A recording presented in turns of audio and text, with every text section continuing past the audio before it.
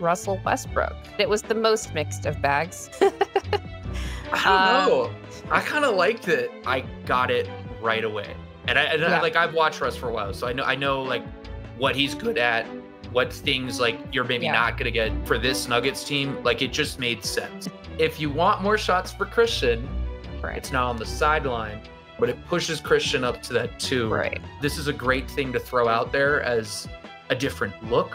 Is Jokić creating new challenges for himself? Is that what he's doing right now? Just trying to keep things interesting. I think if you asked him, he would deadpan and be like, oh, well, I had lost the ball and then I repositioned. Right. Welcome back to What's in a Game. I'm Grace Jean, joined by Matt Brooks, writer and digital content specialist for Nuggets Media. How are you doing today, Matt? I'm good. Excited to do this. Had a lot of fun last time I came on the show, so I was I've been waiting for another invite. So I'm happy to be here. And it's good to have NBA basketball back. I got a lot out of these games, which was like kind of fun. You never know what preseason's going to be like, especially overseas, but it was actually pretty fun to watch. Yeah, definitely. Before we jump into everything, just a couple of or just one programming note, really. We are in the process of rescheduling with the evil Matt Moore, who will join the show next week to talk about where the Nuggets stand relative to the uber competitive Western Conference. Really looking forward to that show. Matt, have you been watching any of the WNBA playoffs? I haven't, and I was like last couple of years, I just have like not touched sports since the end of the finals. Okay. Take a break. I'm not, and I do it every year. I'll like start watching WNBA playoffs, then I end up watching a month of that. I wanted to come in completely sportless, no football, no baseball, no anything like that. So I haven't, but seems like it's been a really good playoffs. It's also kind of cool to see the Liberty, play as well as they have, because I used to go. I watched them for fun, like in when I was in New York. So yeah, it seems like it's been a really good playoffs. It has been. So just for the viewers who are interested in an update on how those playoffs are going, like you said, Matt, the Liberty are doing incredibly well. They actually just closed out their semifinal series versus the 2-time defending champion Las Vegas Aces. So they're headed back to the WNBA finals. And that game, it was a game 4. So they do best of 5 series in the WNBA for the semifinals and the finals. The Aces kind of blew the doors off the Liberty in game 3. This was in Vegas. In game 4, I felt like the Liberty were really in control for most of it, but there was this really nasty stretch in the kind of late third quarter, early fourth quarter, where the Aces were like mounting a serious comeback. And the way they do it is with their defense. The Aces were just like applying this relentless ball pressure. And it was really messing with the Liberty's timing. Just like the ball pressure was happening in the half court as well. Like once everything got started, and it seemed to be bothering Sabrina Ionescu, which was relevant because their starting lineup and the lineup that plays the most minutes doesn't have Courtney Vandersloot, who was their starting point guard for most of the year, in it. So Sabrina's the sole ball handler. And it's very reminiscent of how the Nuggets looked versus the Minnesota Timberwolves, with Jamal especially getting relentless ball pressure. I just thought it was interesting because, one, the Aces were really much smarter about how they were applying it. It wasn't just like anybody whoever is bringing up the ball. In the case of the Nuggets, it was Jokić, it was AG, it was Jamal, whenever they were trying to spread things out a little bit more. And then eventually the Nuggets figured out how to exploit that by forcing cross matches easily, because if you're committed to picking up whoever has the ball every single possession, you're not always going to have the right matchups there. But the Aces were only hounding Sabrina for the most part. And eventually the Liberty said, let's let Breanna Stewart bring the ball up so that we can get into things faster, get Sabrina off the ball, which she would be if Courtney Vandersloot were in the lineup. And also, you can punish defenses for doing this by just forcing the getting into your sets quicker, even when you're not like in the half court because the defense is so extended so far out. And that was stuff that we saw the Nuggets do in that series against the Timberwolves toward the middle of it, where I'm like, okay, finally they're doing some of the things that I, wanted them to do against this. I wanted to know, what are your thoughts on the role of ball pressure in the NBA now as defenses are trying to do basically whatever they can to gain some kind of edge over these high-powered offenses, even if it's just let's try to drain some clock off of their possession? Yeah, I would say like point of attack defenders for the last 5 seasons have definitely been on the up and up. Like I felt like there was a period of time where like big men were really stressed, whether you're like, all right, we're gonna build a drop defense, so we need like a good drop big, or oh, okay, well, Mhm. we kind of want to be more versatile. We're gonna have a stretch like a switch big, stuff like that. Which like look, like I still think like the focal point of a defense is probably your big man, and like even the Nuggets are a good example. Like they've built a team specific or a defense specifically around what Nikola is good at, which is playing up at the level, getting his hands on passes and just like generally being really smart and positionally sound. And then from there, it's just kind of filling the gaps around that. So like the defense is built around Nikola, even though like you think of Nikola Jokić, you're probably not going to think of like defense as like the first thing, but it's still like we're building the defense kind of around what he's good at. That said, I totally think ball pressure is really, really important. I will say, I think like guard play is maybe not at its like highest peak right now in the NBA. And that's not like me saying like, oh my God, there's no good guards, but I literally mean just from like the last era of basketball where you have like Steph and Harden and guys Westbrook that at are one point. right. Like these are like these guys that are they're just an offense unto Mhm. himself, like themselves, which there are guys in the NBA now. Like, don't get me wrong, like Shea is a great example of Luka. that. Anthony Edwards is a great like there are. So, but I think those like traditional size guards where you're like running heavy amount of pick and roll and stuff like that, like I don't know if there's as many of those.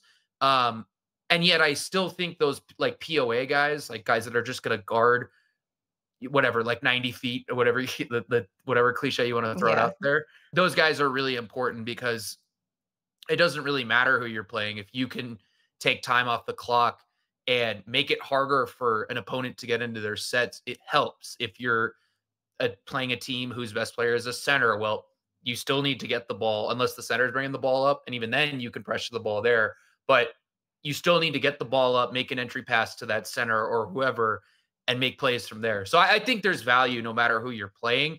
I would just say maybe it's not in that like traditional, oh, we need like a guy for Harden or oh, we need a guy for Steph type of thing.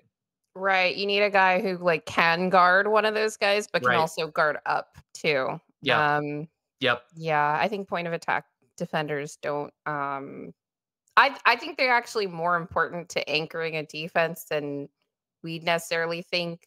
One of For the sure. big examples of that last season was with the Milwaukee Bucks losing Drew Holiday, in particular because Brook Lopez is a drop big. If you don't have um a good point of attack defender, your drop defense is going to be food Right. basically. Um and that's unfortunately for the Bucks what we saw last season, where they go from this like best defense in the NBA or like top 2 to they were like what 22nd for most of last season. Right. Maybe they finished around 18th. Well, I think like sorry, I thought you were pausing there. No, no, no. Um, So go ahead. I think the Nuggets are like a really interesting example right now because like you look at um kind of like this season and like Christian Braun and Kentavious Caldwell-Pope are both regarded as good perimeter defenders, right? But they go about it in different ways. Like some KCP is somebody who exhausts you. Like he's going to get around screens. He's going to blow up handoffs. He's really big on denial. And then Yeah. Christian is somebody who's like really strong. He's going to guard guys one-on-one. He's disciplined. He doesn't bite on pump fakes. He can guard up a little bit more. So they're both like point of attack defenders, but they're in very different ways, right? So I think this will Right. be a really good test for like, all right, which type of perimeter defender is like the best for a Nikola Jokić let off defense. Anyways, sorry, I didn't mean to interject there, but No, this is that was good. I just that was an interesting aside that I had while watching the yeah, WNBA playoffs yesterday. I also thought that defensively it was a really highlight series for the anchors and the roamers of both those teams. I thought Brianna Stewart and Aja Wilson in particular just doing a lot of like they're like KCP, but if KCP were like the big anchor of a defense, just blowing up plays, making life incredibly difficult for guards on and off the ball. Like Aja is more like rim protector, but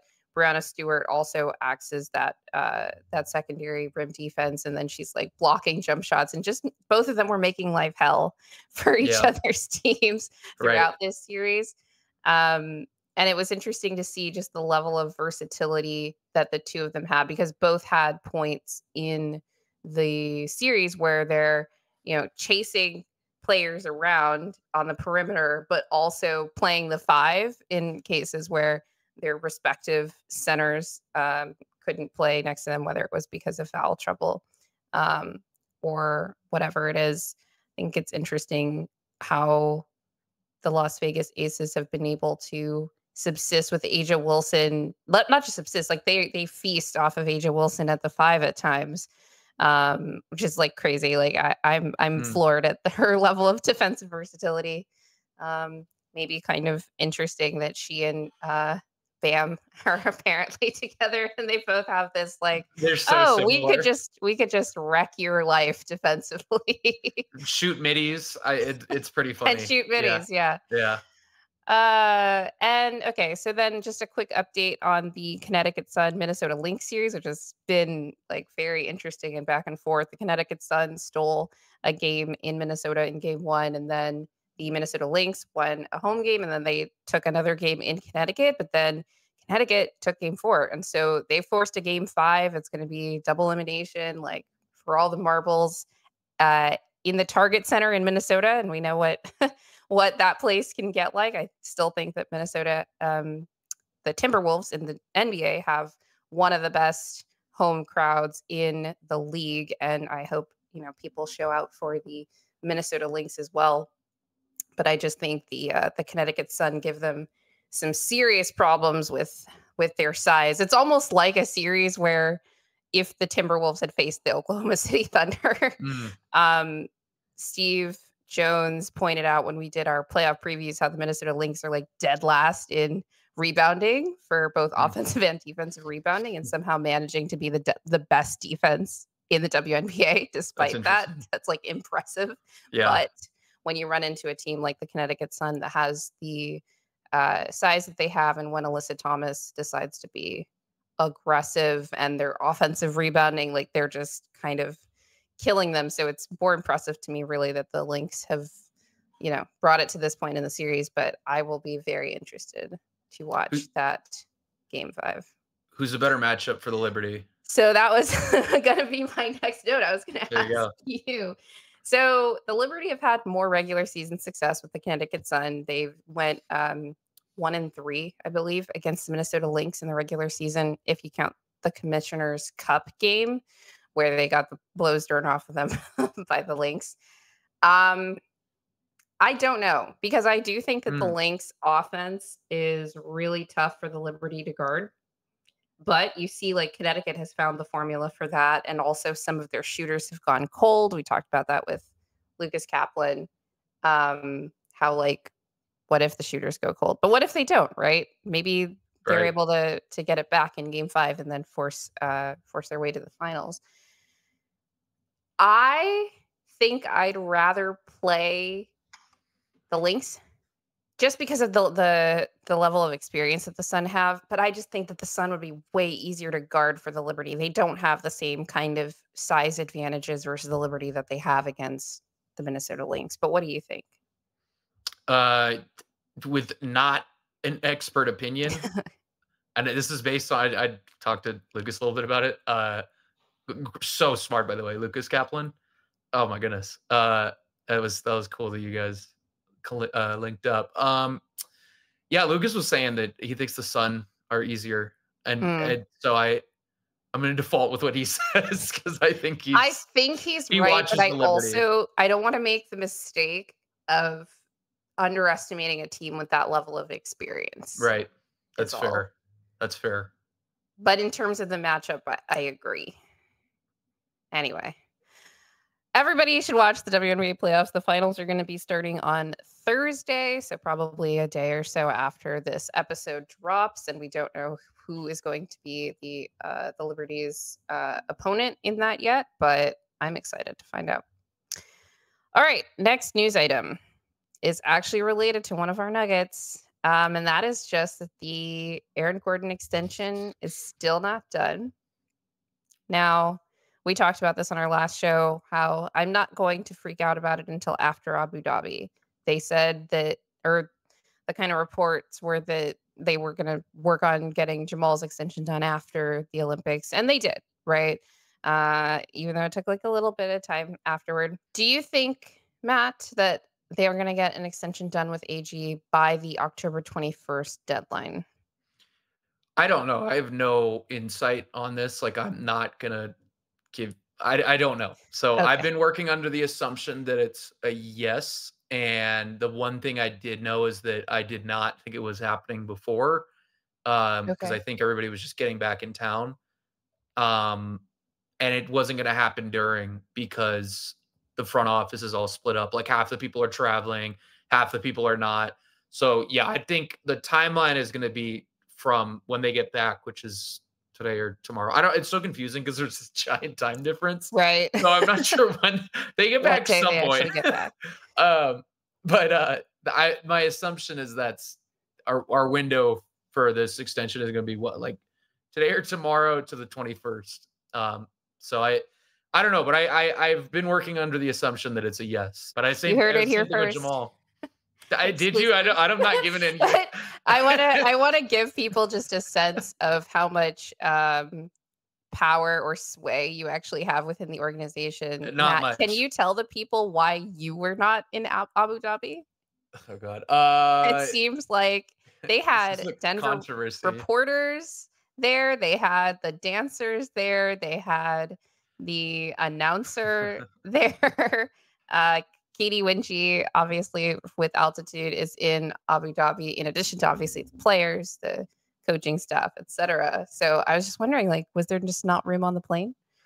Yes, like okay, the higher level thing, there's like budgets approved, and then like I'm on I'm on the social team, Uh-huh. so we send certain people from each team to go. There's like a certain number of spots or whatever for everybody on each, I guess, like team or department. And we sent people that captured stuff, which like makes sense because they did so much stuff off the court. Right. So we had people from like social video, like actual like captures and stuff like that going. So I have no quibbles with it. I liked the morning times too. I loved it. Like I've been To watch the games. I loved it. Like I wish every Oh. basketball game was at 8 a.m., which is Okay, like a well, it sicko was take. 7 a.m. for me. That's perfect. I wish it was at 7. It was so nice. So I loved it. I actually, it would have been cool to go, but I mean, I also really enjoyed the early start time, and you know, that's a long trip. That is a long trip. It is a long trip. That is a long trip. 17-hour flight, they said. Yeah, that's intense for 2 preseason games. It's a lot of bonding. It's a lot of bonding. Yeah, definitely. A lot of respect for everybody that went because that is a long trip. But yeah, point being, we had people there just kind of on the ground that are like grabbing everything that kept people updated, and I was able to write 2 stories from here, so it worked out.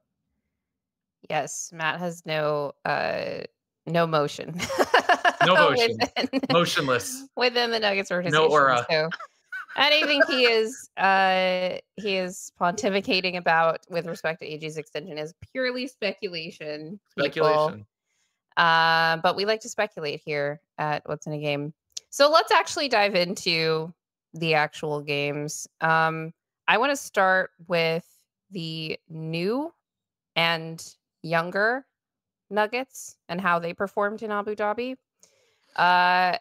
And we got to start with the newest member of the team, Russell Westbrook, who my first note here on his performance in game 1, because he did not play in game 2, is that it was the most mixed of bags. I don't know. I kind of liked it. Okay, I'll let you go, but I'm interested about this.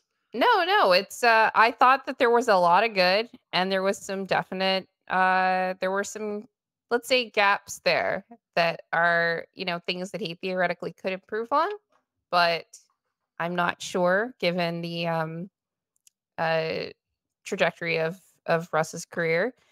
Um he made shots, which was big because I went into those games not expecting Russ to make any threes.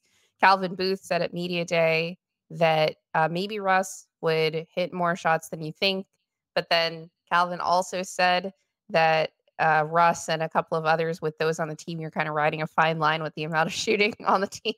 So, we were speculating here about how much Cal actually thinks that Russ's shot would improve.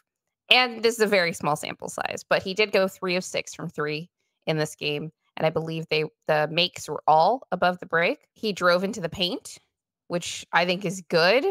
This was a nice compilation of the assists that Russ accumulated in the course of that game 1, made by Joel Rush NBA. He's great for Nuggets content. So really good at a pick and roll, driving into the paint, kind of a wild pass there, but then he saves it, and then he's able to get the dump off to Dario, which I really liked. There was definitely some concerns with the finishing. When it comes to the bench, I think that one of the things we'll talk about is how challenged they were defensively in both of these games. But and Peyton Watson isn't playing, and I think that he's an important part of that. I think I've seen a couple of people talk about how maybe the fit of Russ with Peyton off the bench might be kind of awkward because of Peyton's shooting. But with how good Russ's interior passing seems to be, and his, frankly, difficulty finishing at the rim at this stage in his career, would it actually be better to have a non-shooter like Peyton in that lineup playing the dunker, just to create an outlet for Russ once he gets into that paint, if teams are going to, keep the passing outlets to shooters closed? Yeah, I think there's an argument for sure. I think part of it, what I like about Peyton being out there is like, as long as you have those corners filled with like guys that are like really good shooters, and I think the Nuggets have optionality with that. Their bench, to me, like I'll put it this way, like what I liked about Russ was that I got it right away. And I've watched Russ for a while, so I know like what he's good at, what things like you're maybe not going to get. But I got it right away for this Nuggets team. Like it just made sense. Like it was like, okay, cool. Like this guy's going to take up a lot of usage. You want him to take up usage, and he's going to play in a spread floor, and he's going to make, passes to the corners. I thought there were a lot of corner threes generated when he was out there, which I thought was really promising. He hit cutters, which I thought, for me, first off, I want to see how Peyton shoots this year. Right. Because he's said he's worked on his shot a little bit. It seems he like said he thinks it's pretty. I mean, the way he explained it was he's like removed the dip, and it's essentially to like declutter the shot, maybe is what a good word for it. Like there's less going on because he kicks his legs when he shoots. Like he turns his foot in, kicks his legs forward. So I think it's just to make the shot faster and like just a little more compact, right? So that everything less variability. Yeah, right? And I think I don't know. Like I'm not a shooting coach, so I'm not gonna. This is me speculating, but my idea and just my understanding of it is that it's to quicken the top of the release so everything moves kind of in one motion. So I want to see what that looks like because it sucks he didn't play in preseason or so far the preseason. So just a reminder for the audience, the reason that Peyton isn't playing in preseason, or at least thus far, is that he's dealing with a hamstring strain, I believe. Yes. from right before training camp started. Right. But please go on. Point being, he can play in that dunker. He did that a little bit last year. And he can play stash in the corners, but cut to the rim backdoor. Russ hit Vlatko, I think, pretty nicely with Yeah. a little like wraparound. So I got it. And I think the big addition of P-Watt is that he's there for everything defensively. Like he's going to be your guide rotating weak side. Actually, the one issue is probably there's only one Peyton. So Right. you might be like, man, I really want him at the point of attack, but I really also want him, near the rim, kind of cleaning things up.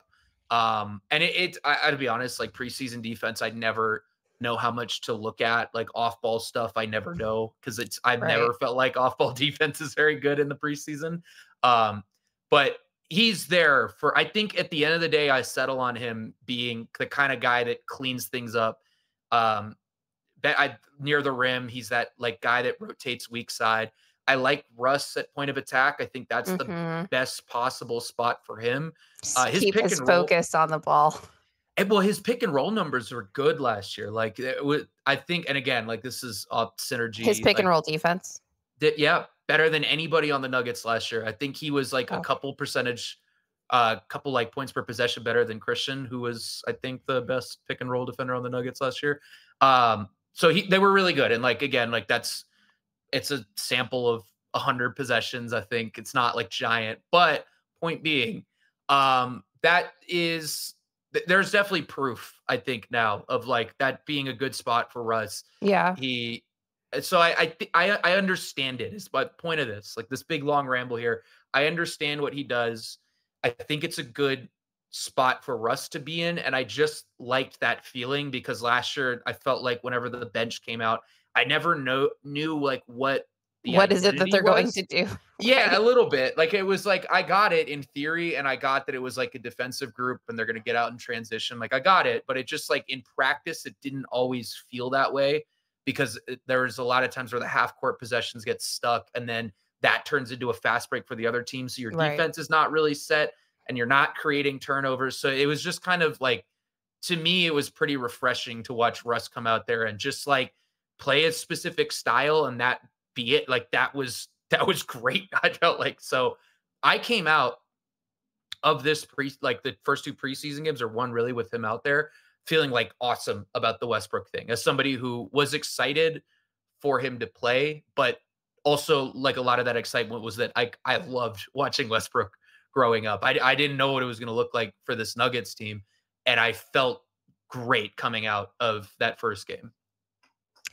Yeah, you talk about how he is defensively, and actually, I agree with you. I thought he was pretty good on ball. Although you talked about how they built this defense around Jokić that largely involves playing pretty positionally sound and not taking a ton of risks. And I'm a little bit worried about the level of risk taking that Russ might have off ball, maybe on ball. He's a little bit more solid. So what you're saying about his pick and roll numbers, very intriguing. I'll have to look into that more. Off ball was it was difficult. Personally, I think that off ball, again, it is preseason. However, I thought that it was like some of the worst off ball defense that I've ever seen. It's preseason. I agree with you. It is preseason, but I've also watched a lot of preseason basketball. So maybe his focus will be there a little bit more in the regular season. However, this has been a consistent critique of Russ throughout his career. In particular, though, in the latter stages of his career. So I actually like the idea of having him at the point of attack, similar to he's not as good and he's not as big as like an Anthony Edwards, but one of those players or even like a Jalen Brown, who both of those are players who I don't necessarily, if I was running that team, I don't want them always having to, keep their mind focus in an off-ball role. But when they're on ball, they can be incredibly impactful just because of their athletic tools, and also their focus is like right there, like this is what I'm doing. So I agree with you about Russ in that role. And maybe Peyton can, play that roamer off the ball, in those lineups, or even AG if they decide to stagger Mhm. AG some with the bench as well. And then you have we'll talk about the possibility of MPJ at the 4, and then maybe Peyton comes in and he's that kind of anchor at the small forward spot in lineups like with Jokić on the floor. My other question about Russ, though, was kind of spurred by this stretch where Russ is I believe he was the first sub off the bench. He came in for Christian in that first preseason game. And so they were playing Russ and Jamal together. And that's one of the looks that I actually do want to see. Personally, I think that they're going to have to figure out a way to make those lineups work.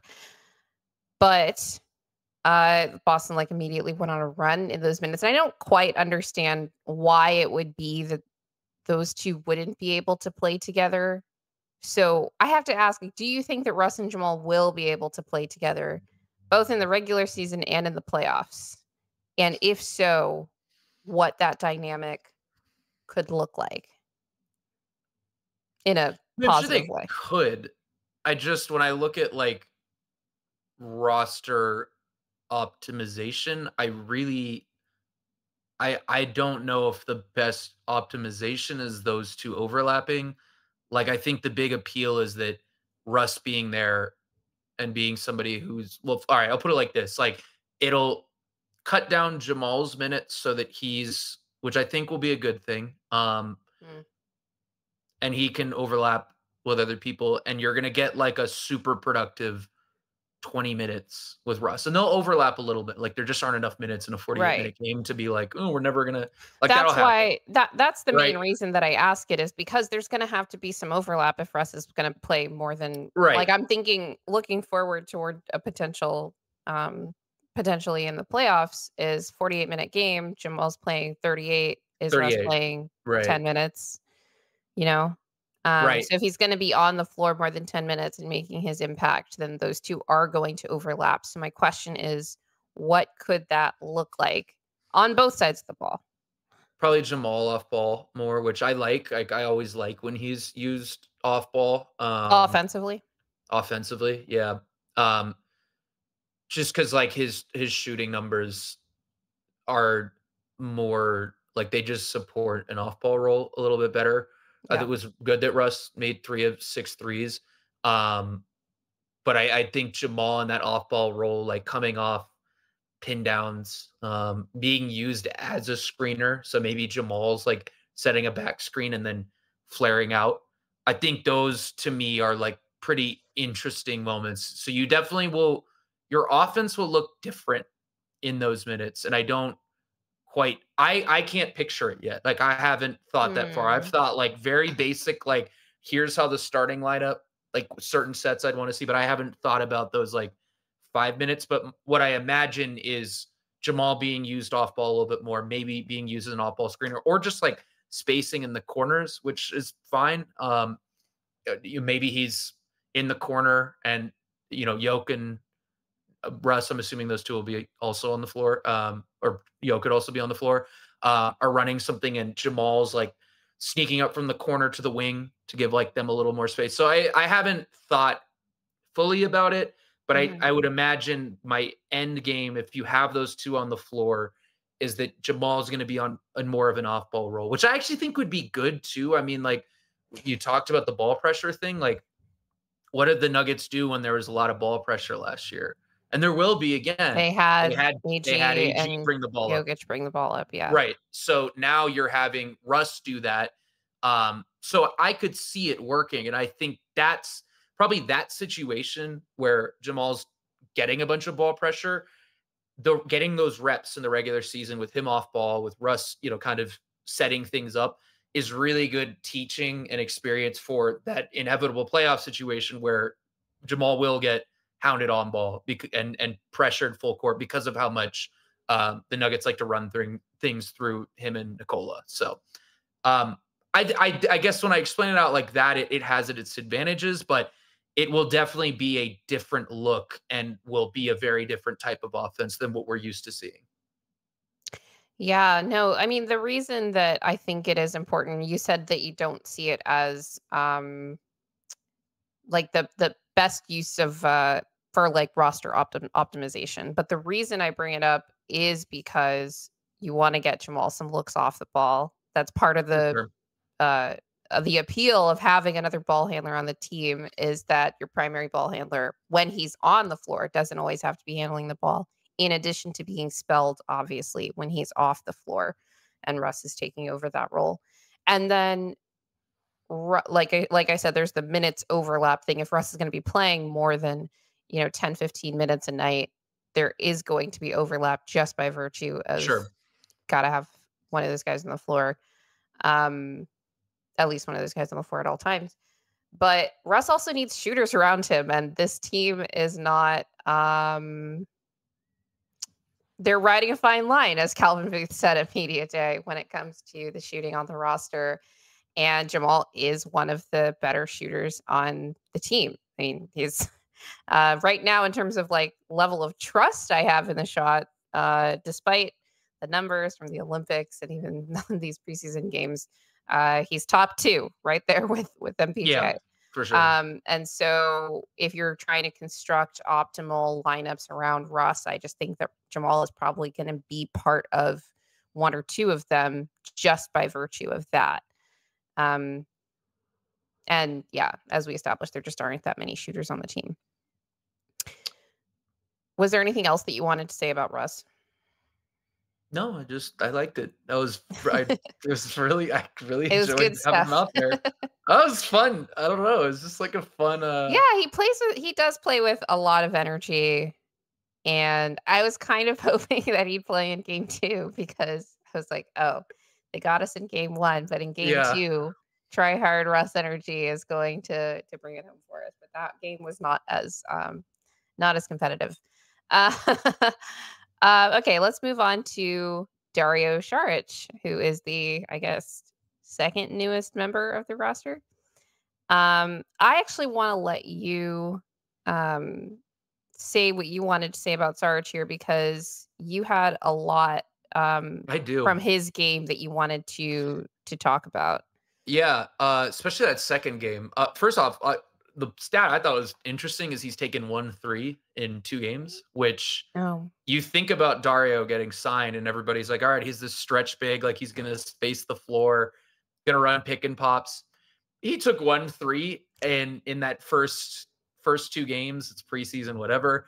And he was still a positive, especially in that second game. I thought was like you kind of got it, and we can yeah. throw the clips on if we want. Now, I think the biggest thing for me was that I really like him as a screener, and I like him as a screener because not only he's going to be somebody who can screen and pop, and generate shots at a pretty good clip from there, but he's also going to be somebody if you switch, he's going to post up mismatches, which is super super important. Having another guy that can do that is really Got an effective. offensive rebounder down there. Point being, he's strong. Like he's able to get in there, get space against Jalen, who's like a really good defender. There are just a lot you can do with him. There was a lot. Again, this is against Jalen. He just moves him. So that shows you the strength. And And he it's got in just so he sealed so deep just initially. This was right. something that AG talked about at media day when he was raving about Yes. Dario is how he does his work early. Um, and even when it comes to like offensive rebounds, just getting position as early as possible. And just playing really smart so that he can fully leverage his leverage the size that he has. Right. Yeah, it's good. I mean, a lot of these are just kind of like off ball movement and or like out of bounds plays and stuff like that. But it shows you like he's got this strength that he's able to use. And you think about the Nuggets, like part of what made them, especially the championship run, like such a dangerous team is that they have 3 guys in their starting lineup who can post guys up. Jamal does it against smaller guards. AG can do it, especially when he's used as a screener. Like I always come back to it was game 1 against the Heat where he Yeah. just kept posting up Gabe Vincent over and over and over and over. Yoke, obviously, I mean, we don't even need to say any more about his post-up game. So now you have another guy for your bench. And I think that's really cool. It's a really valuable skill that probably goes a little bit underlooked, is the ability to post up mismatches. And he's shown the ability to do that. And anytime you have a guy, especially as a screener, that can not only shoot and kind of fade out that way, but also give you pressure near the basket and wear the opponent down, I think that's really valuable. So I got it right away. We didn't even see some of the other stuff as much, like the passing from the elbows and stuff like that. We'll see if I'm assuming we will see it more. But I think immediately it was another guy. I was like Russ, which I just was so nice to have these two guys come in and you just be like, okay, I know what you do and I get it. Like I understand it. Game one, I see how it would work. Perfect. And that was just like a nice feeling, I think, in a way, to have that about the bench in like the very first game. Yeah, I agree. And one of the concerns that I had in particular about what it would look like with Dario was how, we had talked about on your last appearance on the show how this was right after the Dario's signing, or maybe right. the rumors of maybe we're getting Dario. Yeah. How he could kind of play like Jokić light role from the bench and kind of act as the hub and all of that. And then obviously we signed Russ too. And like these are kind of two very different identities for the bench. So how are those two things going to mesh?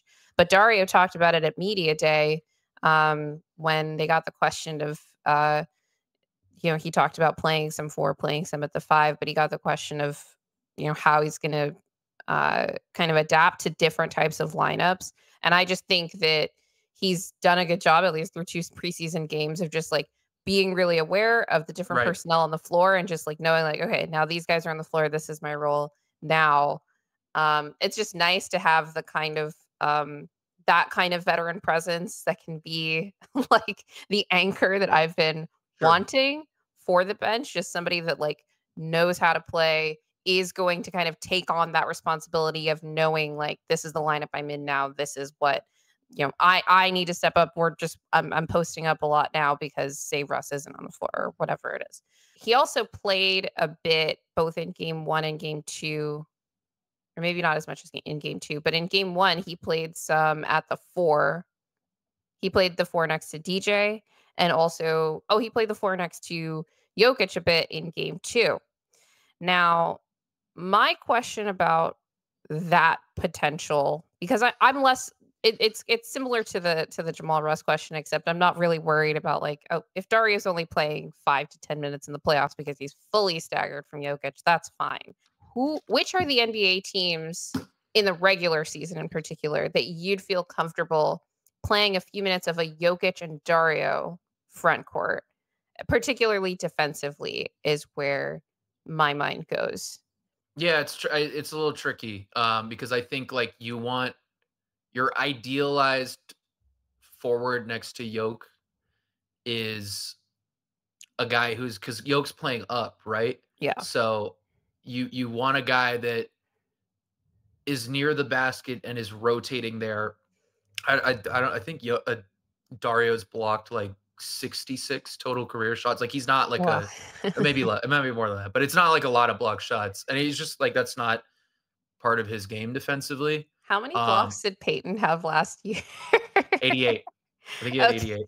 I think I'm wrong about Dario. Now I want to look this up. 96. I was so wrong. I was up at 30. But 96 and like 8 seasons or something. So like it's like basically what I'm trying to say is for me, I'm picturing like, okay, you have AG or you have P-Watt, and those guys are like near the basket. They're there if somebody, when Yoke plays up and the roll man maybe gets by, they're there to like, we're going to sink over and tag that guy, the roller, if they're there. And I think Dario can. You also want to be mobile enough to like do that and also recover. Get back to your man. Right. So that's the part where I'm like, I'm not sure what that looks like. Now, maybe you can change matchups a little bit and have him guard whoever's in the strong side corner. So you keep him there. I don't know. But I definitely feel like for me, I look more at him playing the 5 because I think playing the 5 not only it's like positionally, I think it makes a little more sense for him defensively,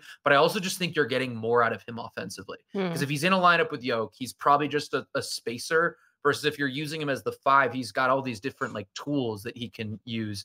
And I think in the aggregate, what you want in the Dario minutes is like the offense to like well outweigh the defense. Does that kind of make Right. sense? I So, agree. so I think like that is that's I mean that's usually how I look at this stuff is like what are you getting if you're making a pros and cons charts like what are you kind of like trying to how can you get the best possible value, right? Um so yeah, I think that for me, I like him more at the 5. I think there are ways to experiment with it. Teams that would you could do that. I don't know. I'm thinking in the Western Conference. I see he's strong, so I like him guarding like a now that the Wolves have Julius Randle. Oh, you want him guarding Randall? I mean, Randall was like bullying AG last year, so may as Dario's well. strong though. Dario's No, really I'm strong. saying may as well try something else So because it would be like that. Like if it's I want like him guarding I want him out there as if he's a forward like against a power big, like a real right, like old school power forward. Um that to me I think is a little more advantageous right. There just personally. aren't that many of them. The Wolves immediately came to mind, and then I remembered that they just traded Carl Anthony Towns, but I guess Julius Randle is another, another one of these archetypes. I know the Chicago Bulls messed around with some gigantic lineups last season where they would have Vooch out there with Andre Drummond and then just like grab every single offensive Right. rebound. It was actually a lineup that was kind of killing teams in some games, and I was just like, what is happening right now? But obviously Andre Drummond is not there anymore. I think that you're right. Like you'd want him on a power big. You don't want it to be against a team that plays with more like quickness, Yeah. like you'd say. But there are a lot of these like bigger teams in the NBA now. The Orlando Magic are definitely one. That's a My good one. Orlando Magic That's a good one. are one that they could play around with that kind of look against Cleveland. because yes, Cleveland. Cleveland. I So think there that are would make actually sense. there are more that come to mind than I thought or would have thought. It'll be interesting to see how they continue to experiment with that throughout the season. And I don't just mean Dario with Jokić, but Dario, they might play DJ some in the regular season. We'll get to the state of the front court rotation in a little bit later in the show.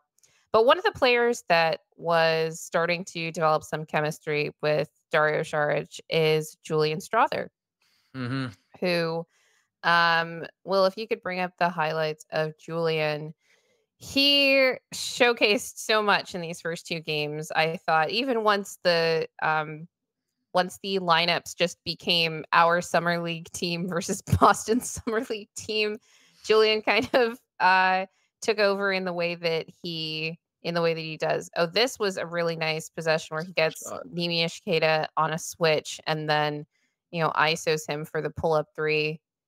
um, so much confidence there. We saw him start to or showcase some experimentation with that ISO game in summer league. Both he was get blowing by guys in drives and he was taking pull-ups and cashing them. So that's nice. Like it was nice to see that shot go in. Like I was watching, I'm like, okay, we saw this in summer league. Let's see if you can actually make the shot. And he did. So that was really nice.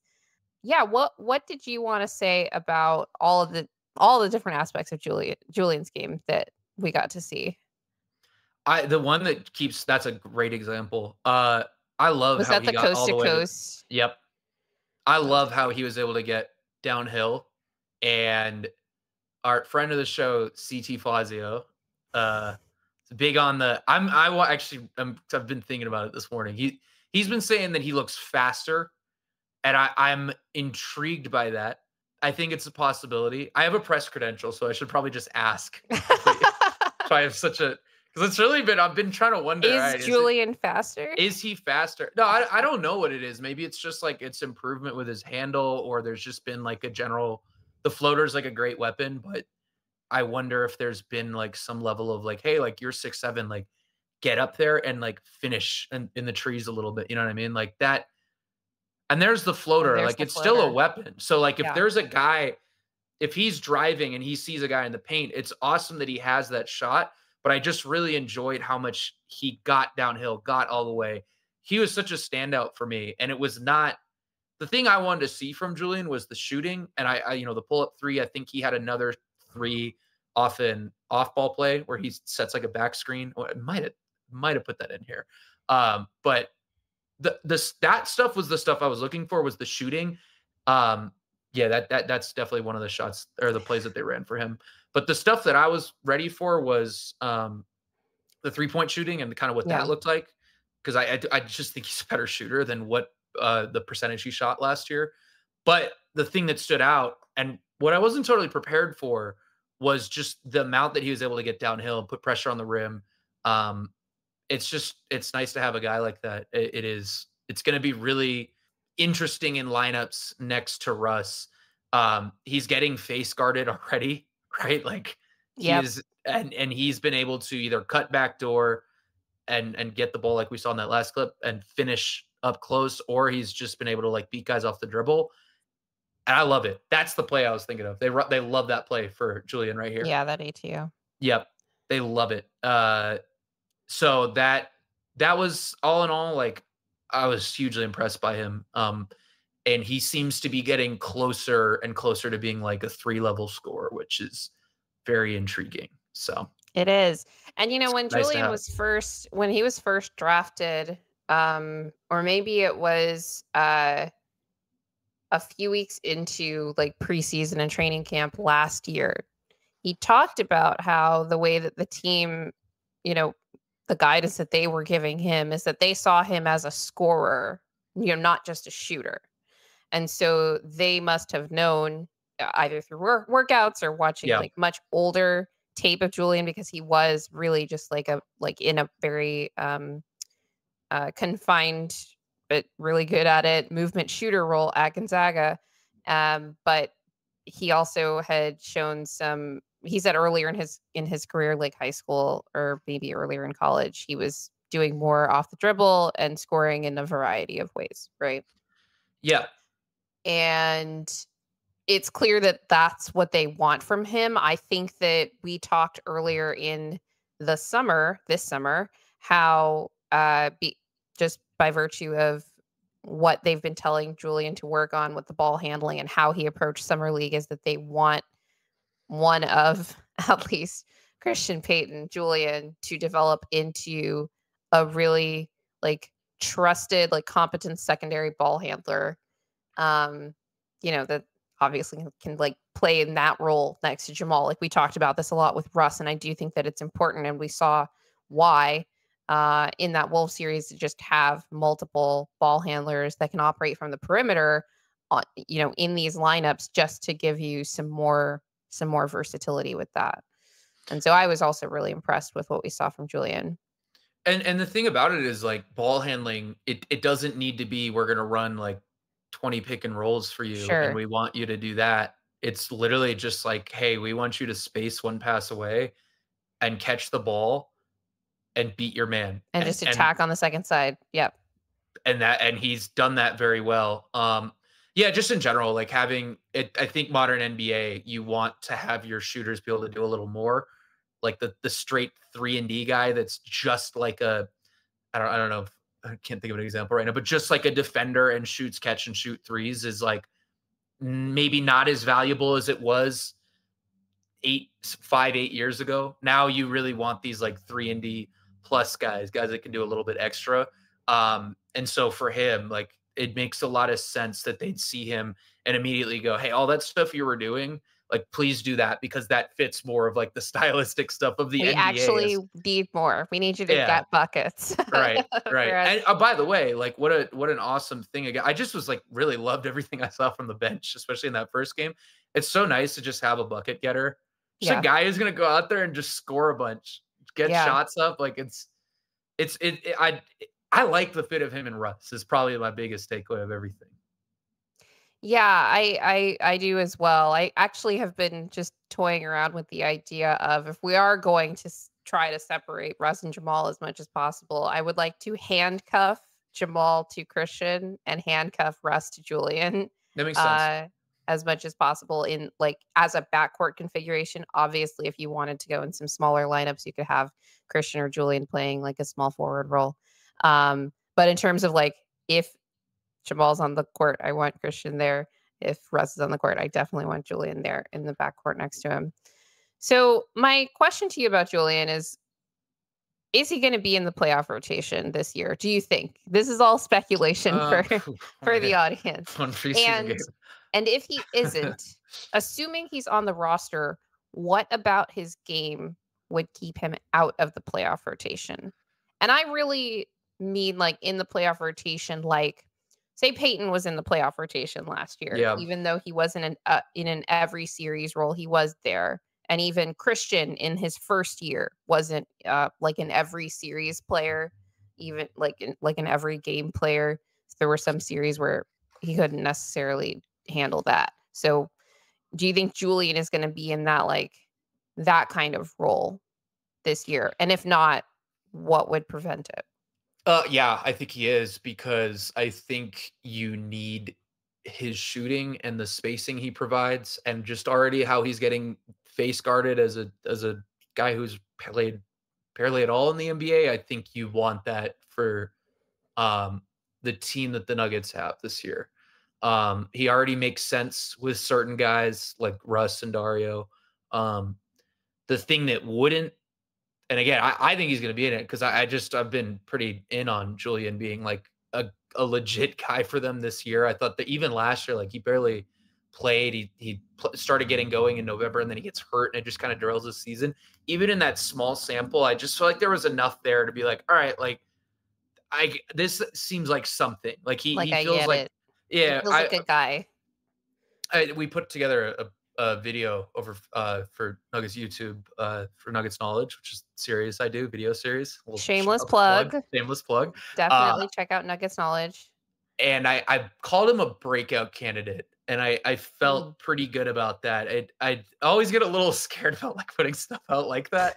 It's on like, it's on the Nuggets YouTube. I mean, everybody has their takes and predictions. Yeah. If you're wrong, like who's going to remember? It's not good. Like, but I was like, I don't know, like labeling like that. It's also just like, I don't know. It's a big label to throw, but I felt really confident about it. And I think a lot of it is just his value and like what he brings is such a need, especially with the way he was playing in Abu Dhabi, the way he's getting downhill. Like it's exactly what the Nuggets need, to be honest with you.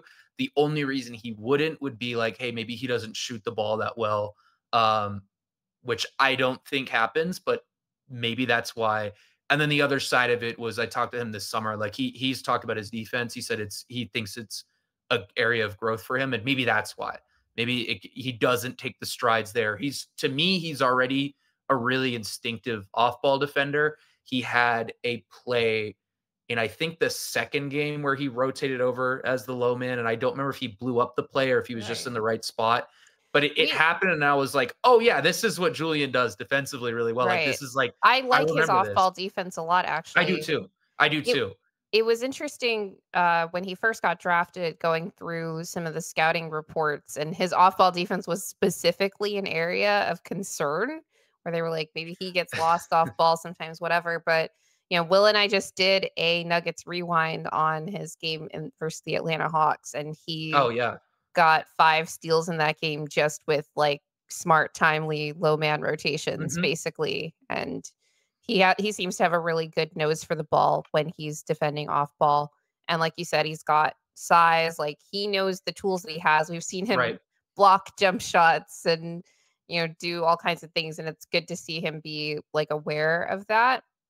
The on ball stuff is where I might worry, but if he's not having to be the primary point of attack defender, again, if you're handcuffing Russ to Julian and Russ is taking that point of attack defense role, and, Julian is, let's try to maximize you offensively in these lineups, then there is definitely, room for optimism in that regard. For sure. Yeah. I think that's what it would be. I mean, it would have to be like a situation where it's like you're playing somebody and Nuggets are switching like kind of perimeter assignments and it feels like another team's going at him over and over and over. But I also like, I don't feel like we've seen enough of him on ball.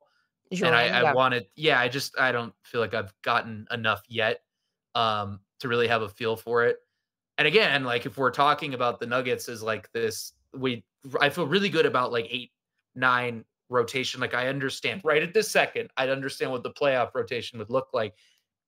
Of that bench group, you're talking about Westbrook and Julian. Those roles really make sense. Like Julian being this guy where he's probably guarding somebody spaced out in the corner or wing, and he's rotating over.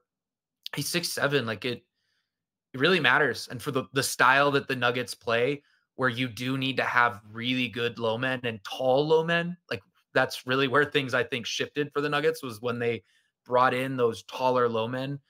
That I think he fits perfectly, that image of the defense.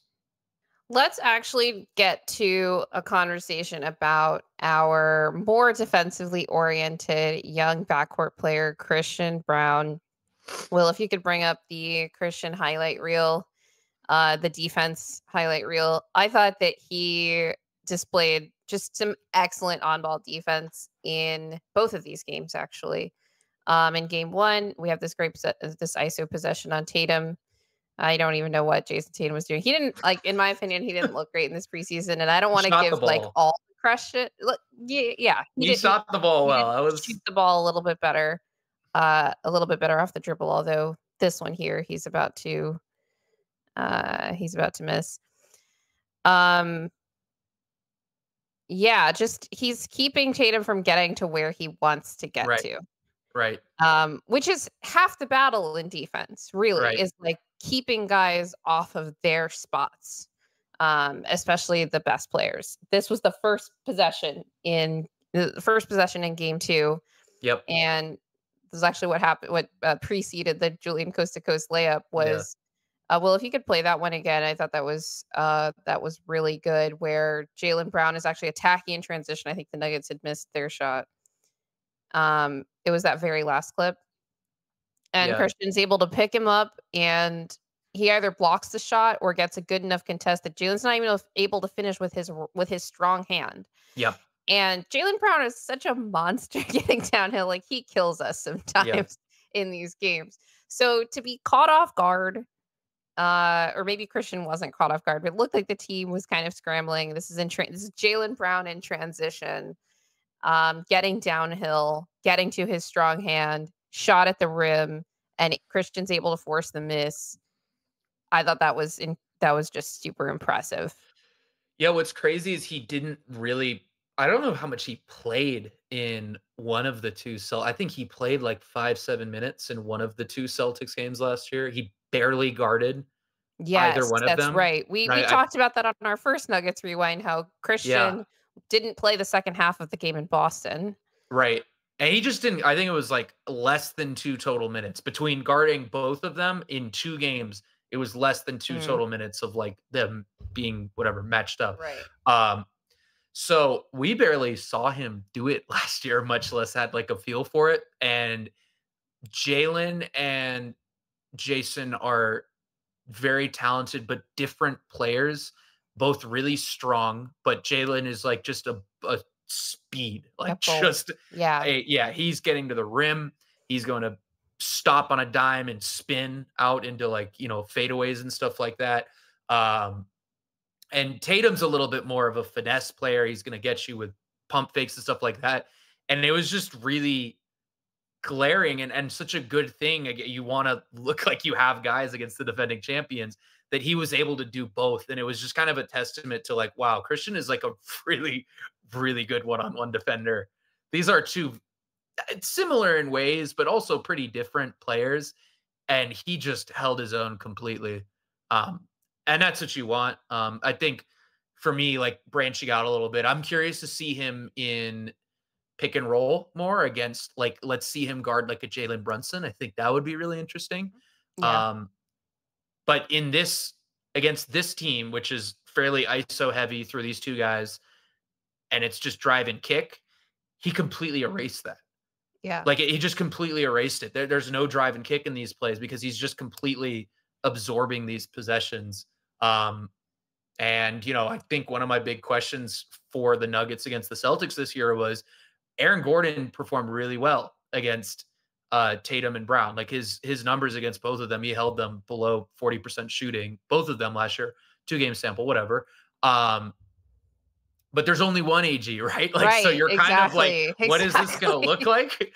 I completely agree. This is one of the things that we talked about, how um I was surprised in both games that we had AG on Jalen, because like Tatum is bigger, and like, you're worried about like Tatum like bullying whoever's on him. Sure. Obviously, it's mostly KCP in at least in the first game that was in Boston. But if I was like, man, if we had two AGs, or even last year where there were times where Right. we didn't have somebody for Ant in the playoffs, that was really making any kind of impact on him. And like AG actually like could sometimes, although like Hmm.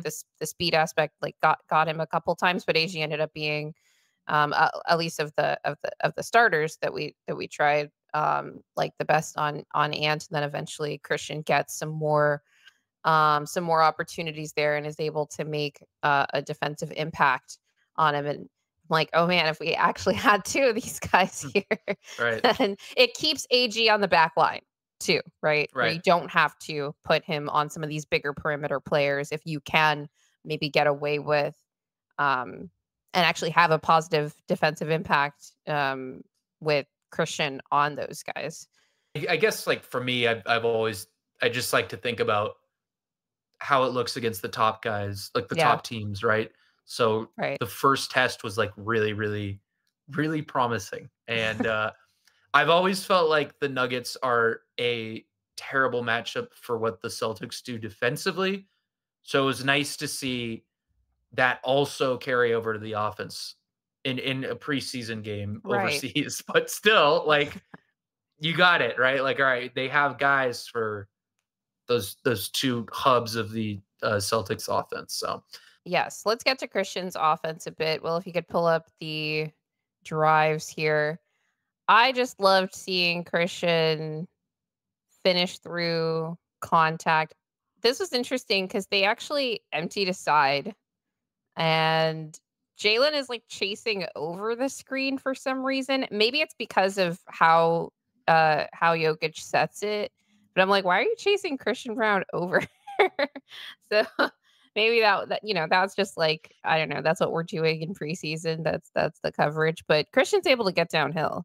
He is getting to his left. So maybe Boston was like, we'll just live with that. But Christian's able to, if you keep playing, get to his right hand yeah, and finish through contact here. He got to the line a fair amount, I think, in both games, but definitely in game two. I think he went like 4 or 5 from the line in one of these games. Oh man, that bounce on the free throw line. I'm always praying. Yeah, but I do want to challenge a little bit of the love that Christian's been getting for his role in that starting shooting guard spot, where the shooting still didn't look great, but he's driving downhill, he's getting to the line. I wonder, how good does Christian need to be to deliver a championship level starter impact to this team? Should he be the starting shooting guard? Because Michael right. Malone is still talking about there being a competition, even though Christian started with the starters in both these games. Though Julian also did, but MPJ didn't Yeah. play in game two. So I think that was why. If it comes down to lineups, I think the best version of the Nuggets is, as you mentioned, like you have these two, the Julian Russ pairing and then the Jamal Christian pairing. Um, right now, that's what I would say. I think for him, the percentage I really care about, and a lot of it just comes down to like what Denver's offense looks like, where it's a lot of 1-5 pick and roll with Jamal and Yoke, or 5-1 if they want to switch it up. AG and the dunker, corners filled. So last year that's MPJ, KCP. Now that's CB. That's the shot that you probably you definitely need him to make. Like that's a shot like where I'm going to bring up Bruce Brown. Bruce Brown was really good. I think from the right corner. I think that's the one he was really really good from. I think so, yeah. And he hit a lot of those in that run. Um so that's probably what you need from him. Right now the shot that Christian's really good at, and he shot 38% I think, last year from three, is above the break stuff. He's really good from the right wing above the break. If you pull up his shot chart from last year, that's like, it's really like well above average. So that to me is really interesting because right now with how the Nuggets, their typical bread and butter offense, those shots are not really there simply because you put your 3 and your 2 in the corners. So you want to flatten out the court you want to for give your Jamal and two, Yoke. yeah, you want to give your two guys space to kind of operate, which makes a ton of sense. It gives Jamal room in the mid range, so you right, like it gives Yoke room in the short roll. There's nobody pinching in from the wing.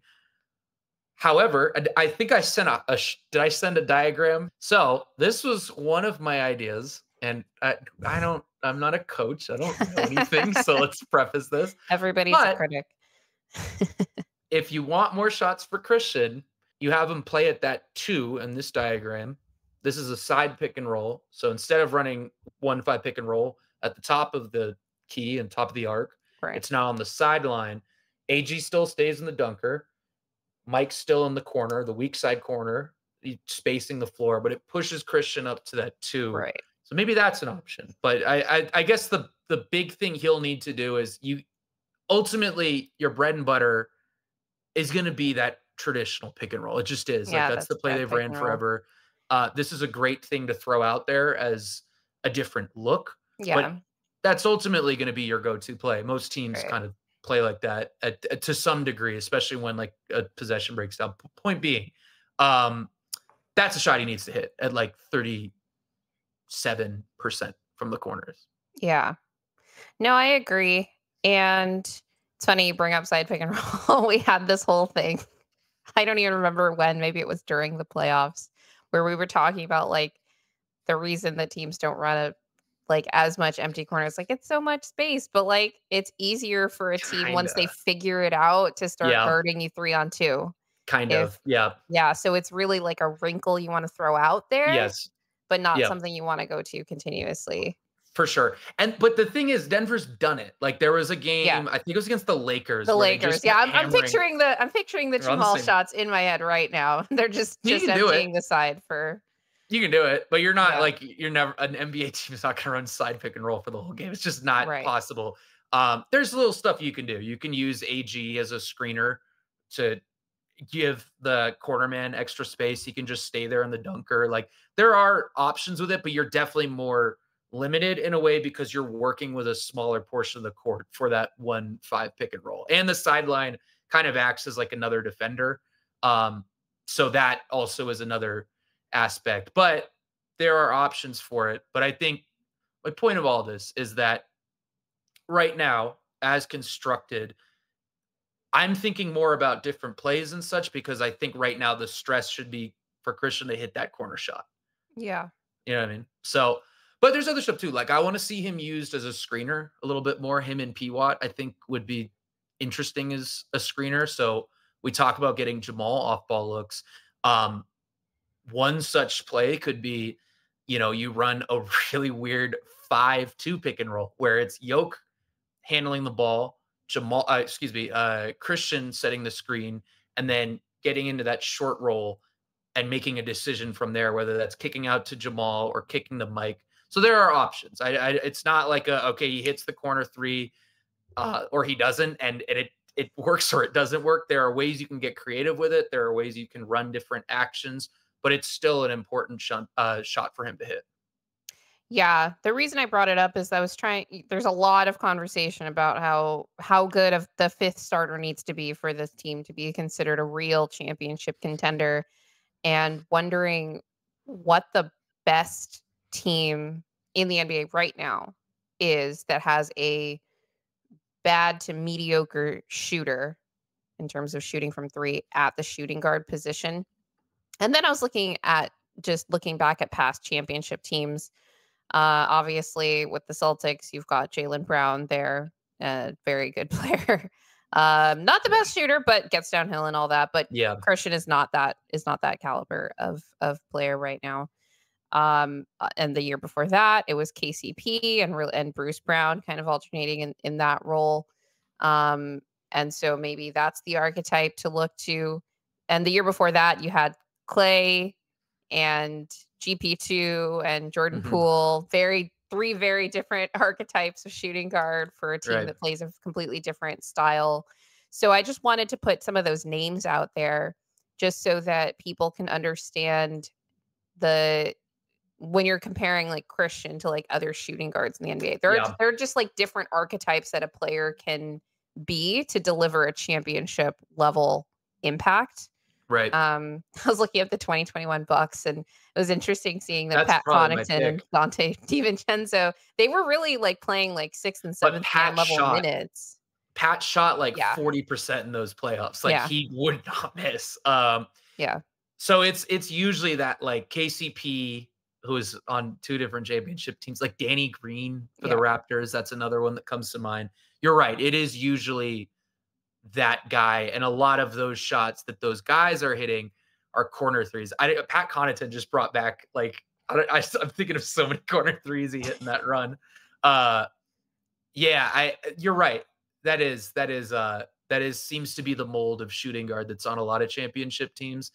And again, like, it's important that he hits the corner shots. We've seen him hit shots above the break. Sometimes even those come off the dribble. But that shot, with the structure of Denver's offense and just how much they've ran that play and how important it's been in their kind of run, it'll be important for him to hit.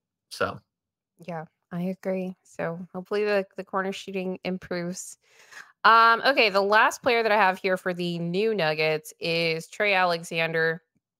I didn't have any clips for him. Was there any particular clips that you wanted to play? But I had some notes. I don't know. Okay, no, that's fine. Let's go for notes. Let's just go through the notes. So, in terms of the negatives, he wasn't blowing by guys like he was a bit in summer league. He did get all the way to the rim a couple times, but it wasn't on like a straight blow by. I do think that he attacks closeouts smartly, though. He doesn't have that explosive kind of athleticism that is evident, and we kind of knew that already. I did think that he lacked aggression at times for sure, but it's preseason, like first preseason game. He's kind of thrown in like near the end of the game.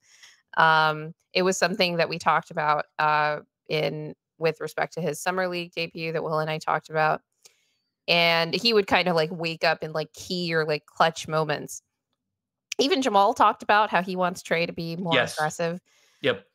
But the positive of that is that he totally fits into these lineups. He's not hijacking possessions when he doesn't have anything. It's not like the possession dies there because he's holding the ball too long. He tries to get it out and like find someone else to try to make a play as quickly as possible, which is good. We haven't seen him play at all really with the main rotation guys.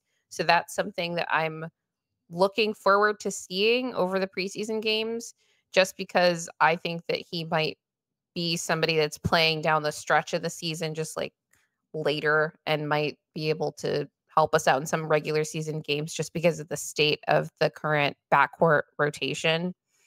He had a nice floater. He had a 3, especially in game 2. I thought he was kind of finding his footing a little bit more. The outlet passing continues to stand out.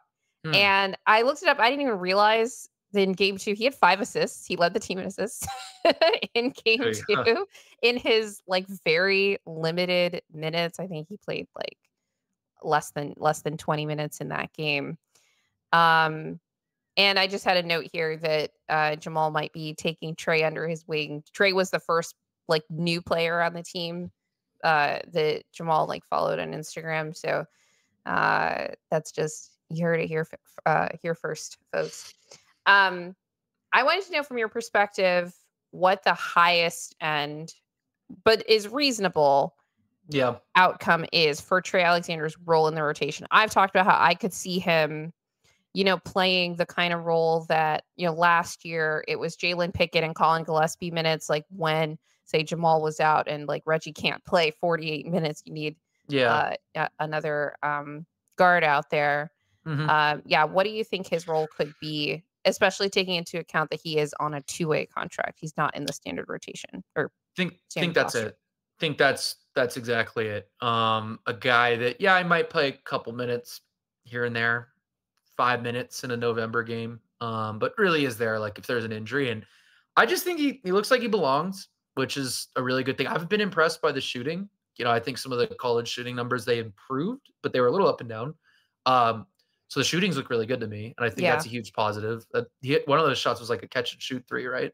Yes. That's really important. Yeah, Nuggets are in a good. It's kind of nice. There's a lot of good guards.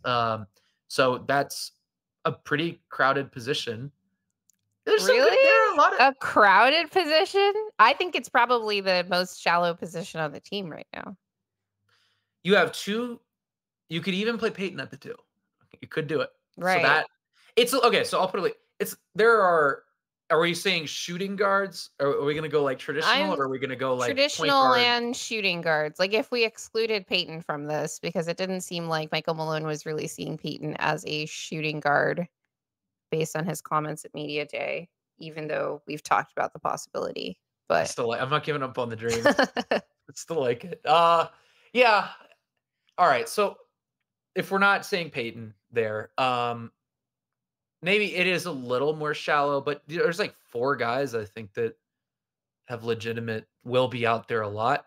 Like any team, if there's an injury, that's probably the situation where you're running into. But 4 really good players like Jamal, Christian, Julian, Russ, like those are all guys that are going to be in the playoff rotation. So that's what I mean by like that's a good amount of players. Okay. So I don't know. Yeah, all right. So I'm with you. It's definitely like a situation of he's there if there's an injury, which long season there probably will be. You knock on wood, but there probably will be. And he's impressed. I need to see more too. That's the other part of it. It's a lot of his minutes have come in the second half of these games. You're playing against kind of other end of bench guys, or guys that are also not with the main rotation guys on your own team too. For sure. So I want to see what that looks like as well. I'm super curious, but I've liked it. He gets to his spots. He's continuing to do everything that he did in summer league. Like it seems like he knows what he's good at, which is nice. Like really what you want from a young player, especially a guy who's going to be maybe playing spot minutes a little bit more. If he can come out and say, all right, I'm going to do this, this, and this, because I do these things well, and I'm going to do them in these minutes, and not, it's like kind of like an empty, empty chest. What's the expression I'm looking for? An empty chest. Like you're thinking of an empty cupboard. Lots of like tools, but he has like specific strengths is kind of what I'm trying to say. So, I think that's what you want from a third guard. I thought like Colin did that last year, actually. Like Colin comes in and he does like the shootings, like he can space the floor. Good, he's going to get the ball to Jokić, which is a great skill to have. And I thought just like generally he knew where to be. So he was even cutting to the rim for layups against the Blazers. Like he was ready. Like, he was. So, that's kind of what you want from a kind of third point guard, whatever he is. I don't know what he is yet. Slashing guard, point guard. Yeah, I mean, he had some nice reads out of pick and roll too, just like making some cross court passes as well. I think that's an area of his game that he's talked about wanting to continue to improve in, and he describes himself as a playmaker. I've watched a lot of Trey Alexander film over this summer, and I think that he's trying to manifest being a playmaker, which might happen, but he didn't get a ton of reps at that at Creighton. But we'll see. We shall see is the motto of this season. Okay, let's move on to the Nuggets bets. My first note here is that everyone was looking super tan. I mean, seriously, like those guys definitely got a lot of sun between the summer and also because they looked tan even at Media Day, but definitely getting some in Abu Dhabi. The shot that Jokić made, my first question is about him. So he goes for this fake lefty hook, and then he modifies it to a right fadeaway. This was one of the first possessions of Game 1 over Luke Cornett. Is Jokić creating new challenges for himself? Is that what he's doing right now? Just trying to keep things interesting Or is he just like still in a really aggressive mood because of the Olympics being not that far in the rear view? I think if you asked him, he would deadpan and be like, oh, well, I had lost the ball and then I repositioned. Right. He just wouldn't bite on it. I don't know. I think he's really competitive and he just likes, I don't know, his competitive streak is very underrated to me. And that's crazy to say for a 3-time MVP, but I think it's very True. underrated. It is. It genuinely is, though. I think he just likes going out there and he's like, dude, I'm gonna drop 20 on this guy, like enough. And he might not think it. It might not be like that, like, oh, I'm gonna go out there and I'm gonna like, like whatever. But it manifests itself that way on the court, or at least it did. But he just does it, in these So games, yeah. that's one of those moments where I don't know if he's like creating challenges, but damn, that dude loves just like besting his opponent. He just does. Like I don't know. He was there are certain guys that we've pointed out. There are definitely some matchups that he does not take as seriously. But then there are some, like, you can go too far in that direction, and there are some matchups where he's like, what's the word I'm looking for? He feels disrespected that you would put this guy on him and just like goes at them relentlessly. I just didn't expect to see that in the preseason. He did not look like that in the last 2 preseasons. And I'm like, maybe it's just because they're in Abu Dhabi and he's putting on a show. All I'm gonna say is he might set is Valanciunas in Washington now? He might get his career high. That actually might be the 100-point game. His season high last year was against Washington, and we just know all about that. That might be the career high night. And he wasn't trying to score that hard in that game either. He was just like, okay, fine. Yeah. But yeah, now that Valanciunas is there, I'm circling that game. Jokić, I thought, was in a really aggressive mood. He looked pretty good. Jamal, I thought, was interesting. He made some plays at times, especially early in the first game. And then other times he didn't make plays. He appears to be moving pretty well. Like, he looks a lot better just moving around on the floor, both on and off the ball, than he did at the Olympics. And that was pretty evident. And I didn't necessarily expect to see like that clear difference. Yeah. But he seemed to be taking more of a back seat in both of these preseason games. One of the things that I still want to see from him is actually taking more off the dribble threes. He was one of the best pull-up 3-point shooters in the NBA by percentage, but he wasn't taking them at high volume, and we need to get the 3-point volume up on the team in some way. And I really think the pull-up threes is where we lose a lot of ground with other teams in terms of attempts, more so than like a catch and shoot situation, because we just don't take a lot of pull-up threes on this team. We only have a couple of capable pull-up shooters at any given time. And last year it was just Jamal and Reggie, and Jamal just doesn't like to take that shot. He likes to get into the mid-range, get closer to the basket. He's often trying to create a passing angle to Jokić. So he's running the pick and roll, not necessarily to create his own shot for, I think, most of the game until it comes to like winning time. And then, eye of the tiger. What would you say is the general mood around Jamal's mindset in terms of like the level of aggression, or like what he's trying to get out of his season going into this season, or at least like what he is projecting or what the team is projecting about him? I don't have a lot of feel for that. And that's such a boring answer, but no, I talked to a bunch of guys before like the media day. And I didn't talk to him. And then media day, I was like, I've used every other media day. This was behind the scenes of the exciting life of Matt Brooks. I was not in the pit. I don't know what else it's called. I'm going to call it the pit, where everybody's there sitting there for pressers. I was upstairs. I talked to a couple guys individually, which was really nice. Jamal was not one of them. So the only parts I've seen right now are Jamal's media day presser.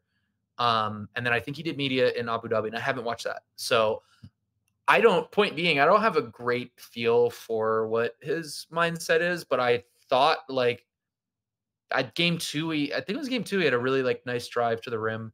Yeah. And Yeah. like, both games he started really well. I think in both games he Yes. made his first shot, and then it kinda, like, tailed off, and I just, like, I don't really know what to make of that because it's like, it's probably, like, I don't know, like, he knows he's gonna go sit for the second half, so and I don't like, these guys they know how long the journey True. is to I mean, go all the Jokić was way. just like Yeah, killing but guys Jokic up just does until the that. halftime buzzer. Yeah, but Jokic just does that. Like, Jokic can just Yeah. you can just plug him in, and it can be a, like, pickup game in Serbia, and I know he's gonna do that too. Like, that's just I don't know. Jamal, I think, like, yeah, I didn't really take much from that, but the good parts were really promising to me. Like, anytime Jamal's getting downhill, I feel really good. Um, so that Yeah, would be and my he looked biggest takeaway. quicker. I think one of the reasons he was able to get Mhm. all the way to the rim, both I know the possession you're thinking of in game 2. He had Yeah, at least one in game 1 as well in that like got off to a good start and I felt like, oh, like he's really trying to get to the rim like yeah, quickly and he's able to, you know, like act on that that want. Like his for body sure. is you know, going along with the mind there. Yes, but overall, with his mindset, I have no clue. I felt like last year there was like push and pull about, oh, does he want to be an all-star? Does he not? That was like a big talking point. He just said he wanted to win another championship. This year, I don't have any idea what the narrative or talking point is or anything like that. Hmm. I Well, think just if you for asked him, he'd say he wants to win a championship, right? sure. Right. Yeah. And So just for your reference, I don't know if you'd already watched Michael Malone's presser from Media Day. I did. Yeah, I was Um, there for that. so he did mention how Jamal had addressed the team and he had talked to the young guys and Jamal, I think was then asked about those comments and just telling all of them just kind of trying to impart that feeling of this is an opportunity that you don't wanna take for granted because you don't have it Mhm. everywhere. I Yeah. thought that stood out to me at media day just because the sentiment that I got from it was that he's trying to make sure that the young players especially are grateful that they're in a winning situation, and not just a winning situation, like, they are on a championship contender and not to take that for granted. Obviously, Malone points it out. Malone's great with the media. And then Jamal has Mhm. to get asked about it, and then he kind of reiterates that You're right. and talking to them and talking to talking about especially Kristen and Julian because they were mentioned in the, you know, competition to be, Sure. for that starting role. So I thought that that was interesting, but we haven't really gotten much else, from him. Like his and AG's media days were like mirror opposites of each other with respect to just openness about all that stuff. But you know, our mercurial star, he always likes to make himself difficult to read. Let's actually move on to the forwards, the starting forwards, AG and MPJ. What did you make of AG's aggressiveness with his jump shot? Because he was taking like I'm movement shrugging. threes in People that this are in just that game. listening. I shrug. I don't Okay. know. He that was something he's worked on was his shot. That to me was like just preseason. Why not take him, get the reps in? Taking some middies. Yeah. Yeah, Yeah. I really wasn't like. I think we know what AG is gonna do. Like, I don't think he's gonna Yeah. be. Yeah, maybe. It's Yeah, difficult to tell because something you can glean some things from preseason, but there with certain players, especially the veterans, you're like, "Oh, okay, maybe they're just, like, treating this as a pickup game," like you say. yeah, Like, apparently yeah, Jokić was, and he was having a lot of fun with that. MPJ has definitely gotten bigger. He talked about yep. gaining weight at media day. He also talked about wanting to play at a slightly lower weight than he's at right now, but he also just looks bigger. Well, if you could bring up the dunk that he had, this was in transition. Oh yeah, I like this angle better. Bam.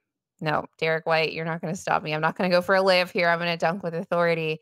Um, with the state of the power forward depth. Do you think that Michael Malone will actually make good on his suggestions that they should look at playing MPJ at the 4 more Do you think that would or should be more with Dario or with Jokić? I think they will. I think ultimately, I like one of those two guys as the first sub because I like both of them with the bench. I like AG with Russ because that's like a lob outlet. That's a different look. And then anytime you get, but you can't tell. I'm like so Russ centric. Russ filled. I Yeah. love it. It's so funny, but I think of it as the Jamal and Yoke group and then the Russ group. Now that's kind of like how I think about these two things. It's not even starters bench; it's just that right now. So yeah, I mean, whichever one meshes better with the bench is probably that first sub I do. I could see both of them looking pretty good. I could see AG being really helpful as that dunker spot fill-in guy, like that's going to be there for those drop-offs that Russ is making or lobs that Russ can do. He's mostly played with pick and roll lob threats, so that's a pass we know he has. I could see Mike there spacing in the weak side and being Denver's best shooter next to Russ, and that just affording them a ton of room. So I could see either one, but I definitely want to see both of them tried out in that role, I think is my point of this. Yeah. Because it just, to me, there's a lot of intrigue about putting those guys. We know what they look like next to Yoke and Jamal, but I want to see what they look like next to Dario and they're both big, tall fours. So they're both going to fit into that. Hey, if we're playing Dario up or Yoke up, they can fill that. We're going to tag rollers that they fit what I was talking about earlier, like the Nuggets. The second they started having really tall low men, both of those guys can be that and be those kind of like secondary weak side guys. So yeah, I think I want to see both. I want to see both. And what does that mean? Does it mean that Peyton gets more run with Jamal and Yoke and and instead of AG? Does that mean him? And that's where it gets a little complicated because if you're gonna move one of AG and MPJ to that backup 4, that means you're in theory upgrading one of the backups into that starting role. So I guess that's probably the next thought on that. Yeah, no, that's exactly what I was thinking when I was having this question of like MPJ at the 4. I could see lots of ways that could help, especially when if you're thinking like Dario goes with Russ in your head, then and obviously Jokić with Jamal. I think that having MPJ at the 4 more with Jokić affords a little bit more cushion with the rebounding drop off that you would have not having AG next to Yoke a little bit more than if it's Dario and MPJ. I think that Dario needs AG's defense a little bit more, but I do like your point about wanting to see both just to see what those looks actually look like. Yeah. And then obviously in either iteration where MPJ is at the 4, you have Peyton out there anchoring that defense, whether it's with Jokić or with Dario with the bench. And that I think that Peyton's going to have a lot of opportunities to show that he can be the defensive anchor of a unit, whether it's with Jokić on the floor or with Dario on the floor. So that's another just interesting dynamic in all of this with how we use MPJ in particular, because he does provide size and like some rebounding and obviously the shooting. He's someone that like when I'm playing around with lineups, I'm thinking like he kind of like solves any problem that I'm like, I can't quite make this lineup work. Like it either doesn't have enough size or it doesn't have enough shooting or like whatever it is. I'm just like, I wish we had 2 of him. Yeah, that's also been my problem is like, damn, there's only one Mike. Like Mike's so valuable for this team. I kind of want him on the floor for 48 minutes. Right. That was like a thing in the playoffs last year, Yeah. both against the Lakers and against even against the Timberwolves, where he struggled in particular, but the lineups where he was out there just made more sense. And I'm like, we can't sit Mike right now. So that's interesting, and let's talk about some of the less than ideal performances we had from some of the other power forwards on the team. The first one that comes to mind is Vlatko, because Vlatko got a ton of burn in both of these games. So he actually started in the second game, and he was one of the first off the bench in the first game. So starting at power forward. I actually thought in the case of Vlatko, he didn't really stand out super positively or negatively. He was clearly rusty, right? Coming off of over a year not playing any NBA basketball. He did play a little bit for Team Slovenia in their qualifying tournament, but that was short-lived. Like, they didn't make it to the Olympics. And he had like one, like, actually looked pretty good game, and then one or two games where he didn't look great, and he was clearly like uncomfortable in all of this stuff, right? He's coming off of the ACL. So I didn't really have a takeover about him. Hunter Tyson has been playing the role of the 6/7th man, really, in place of Peyton Watson, with Peyton out in the preseason. What did you think of Hunter's performance in that combo forward spot, in these different lineups? I think it was the first game he made some more He threes, made some shots in the first game. Yeah, not so much in game 2. He also, but he did grab 10 rebounds in game 2. And I'm like, when did that happen? Yes, that was literally my takeaway. I came out of that, I was like, wait, did he have a double-double? When did that happen? He led the game, I believe, in rebounding. Preseason, sometimes I'm just like, I feel like that is, like, I don't know. I don't remember that happening in the game, but I mean, I will say he did rebound a lot in summer league as well. In both years. He was a good rebounder in college too. He was like a double-double. I think he was top 5 in the nation in his senior year. Yeah, he was definitely up there.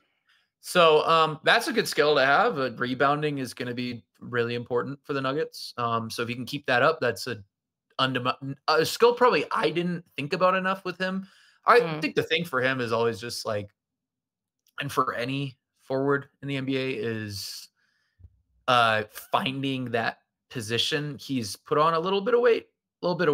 So that helps. I think he's probably a idealized version of him is probably a 4 in the NBA.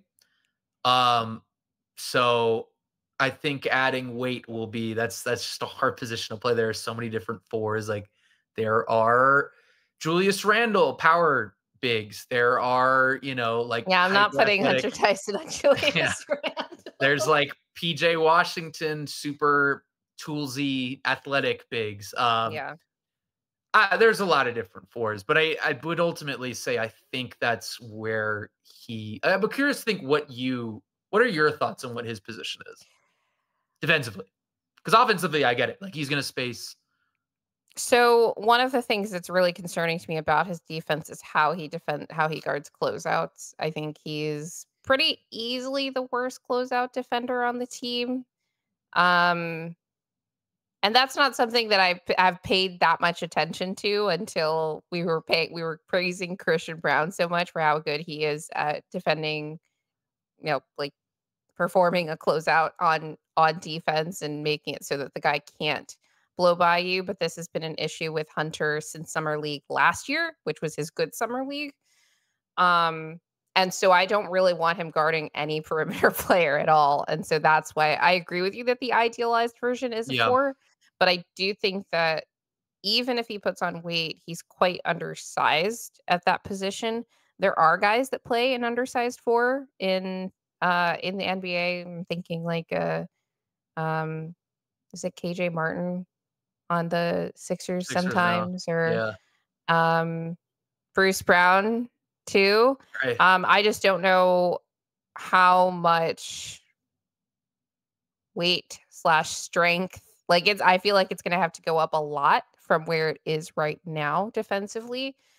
A lot of people have pointed out, like, yeah, he did hit shots in game 1, and those were like great to see, because that was another thing I was worried about, is his ability to react to NBA athleticism on the offensive end. It seemed like he was very uncomfortable shooting against NBA closeouts from other defenders. He didn't make shots in game 2, but he did take them. Like, he wasn't hesitating. So that was good to see. I think the shot release maybe looks a little bit quicker than it did last year. I think it's quicker, But personally. it's still like a little bit slower than I'd like to see. But he is taking them. I'm just wondering if he's getting them off in time before the closeout maybe affects the shot. Sure. But step one was don't hesitate anymore, and he's not doing that, so that's good. Step two is like, is the shot actually getting off fast enough that you can, that your sight is like your line of sight to the basket is unimpaired and all of that. He's also able to hit Yeah. shots. He hit that one in game 1 where he's, like, in the corner and he wasn't fully I don't know if he had fully had his feet set. Yeah. Good that he hit that shot. Yeah, I guess the big thing for him will just be defensively, where does he fit in? And Yeah. that'll be the key question, I think, for him. Right. But I to do stay think he's one prescribed. of those guys who's like in the running, frankly, to be like the 10th man on this team. I think that Well, he played a lot. he Like, did. he I mean, played a lot, he was so the 10th man in these games. I mean, he played yeah. enough to grab 10 rebounds in Right, games. right. Let's talk about Zeke Nnaji, who is the other guy in the running for a power forward, a backup power forward spot here. I thought this was not a good showing from Zeke in both of these games. He did have some highlight plays, let's say. He made a 3 in game 1 from the wing. And he also hit like a turnaround He jumper had a near the couple. basket. A couple of I turnarounds? I think he hit more than one. Didn't he hit one in game 2? I The second remember half the of one in game game 2 is a 1. blur. I'm not gonna lie. I was like, I don't know what's going on here. Yeah, it devolved into a summer league game It because was a those lot were of the JD players on the court. Davidson. Like, there were a lot of, like, Jordan maybe not. I think it was JD Davidson was hitting a bunch of Yeah. shots. Sam Hauser was hitting pull-up mid-range shots, and I was like, wow, Yeah, he this took is Zeke off the eh. dribble and hit a pull-up midi in his eye. I didn't really love seeing that either. Um, Zeke had a couple of transition turnovers, which weren't great. One of them off a steal that he had forced, and I was like, okay, that's great. Like they got themselves another possession, but then he ends up turning the ball over in transition as he's trying to kind of force the ball up the floor, I think a little bit too quickly. I didn't love the process, frankly, from Zeke Nnaji in both of these games. And the reason I bring this up is that I think the fact that Zeke is making the kinds of mistakes that he's making, like regardless of the potential positives, it lowers his floor in my mind. And it's difficult to make the rotation on this team if you're going to be prone to certain lapses. I think that Dario needs an athletic forward playing next to him. We talked about AG and MPJ playing that backup 4 role, but in terms of being a regular season innings eater, I think that Zeke has or had the potential to be primed to, fill that role in the regular season, especially given that Duran is going to be out for the season with his Achilles injury. And I thought that this was a missed opportunity in Abu Dhabi to demonstrate that he could do some of those things, like defend well, Yeah. rebound, like just do forward things, and in a position where he didn't have to play the 5 in either of these games. Well, he prefers the 4. Right. He's been pretty vocal about that. And the 5s that they have are really good fits for Zeke, right? So, like, not just for Zeke, but like really like play like good Zeke like is a good fit for those guys too with Right. Yoke and skills that would make sense next to Dario. And I'll probably just leave that there. Yeah. Okay. All right. I guess I need to see more is my point. And I hope there's a reversing of course from what Zeke was doing. He talked at media day about how this summer he obviously worked on his shooting. That's something he's always working on, and the ball handling, but also attacking from the perimeter. And the results were mixed, if I'm being generous, on the effectiveness of those things. And I kind of wanted to see more of like, can you do like dirty work for things more than that stuff? It's preseason, so just like Yeah.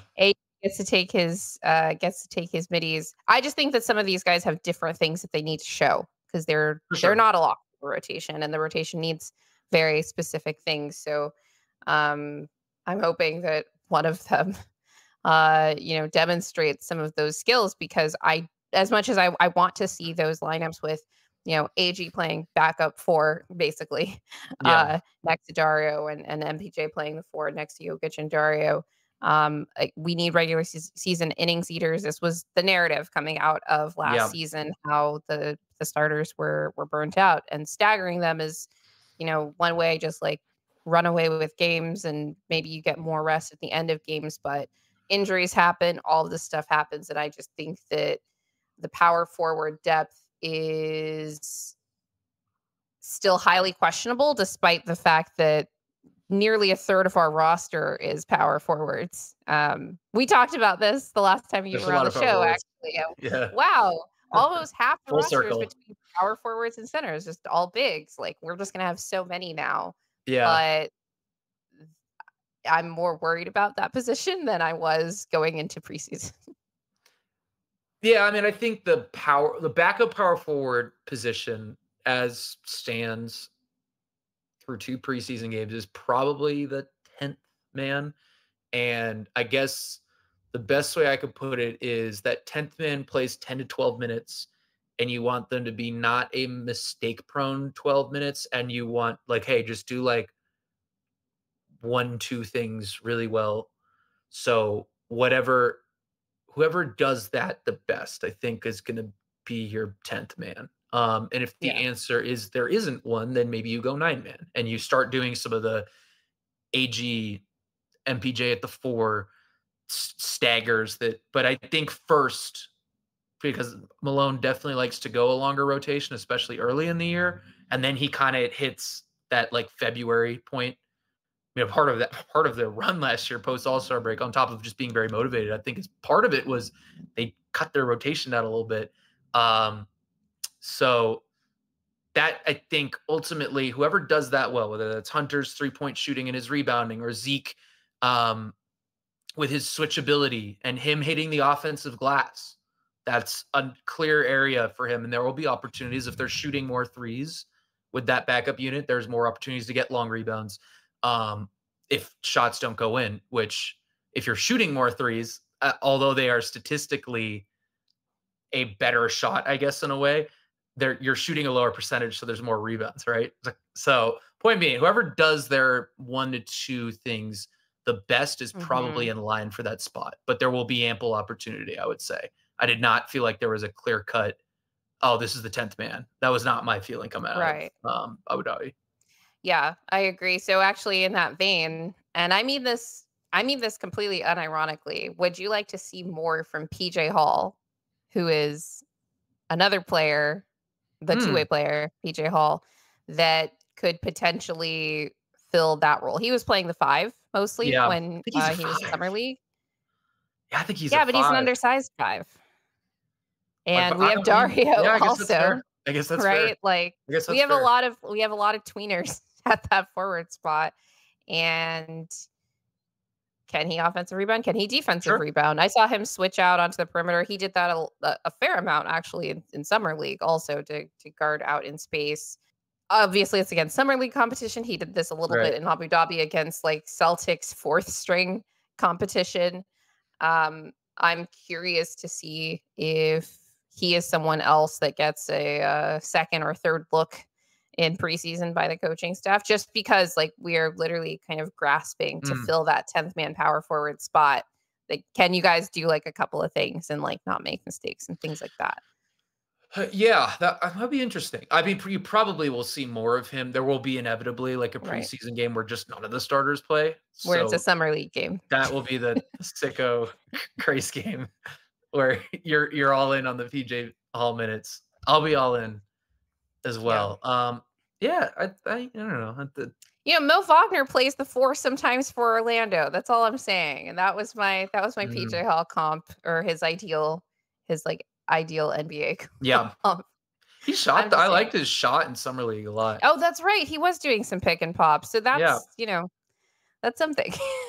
I'm just saying, like, I'm willing to get creative here. I'm not being precious with the backup power forward spot, given the state that it's in. All right. The very last player that we have to talk about is Jalen Pickett, who definitely did not have a great time in Abu Dhabi either. just really a continuation of the issues that we've seen, but were really like exacerbated, I think, in summer league, where he's not able to create advantages in order to create passing angles and whatever for others. And he's also not able to create a ton of separation for his own shot.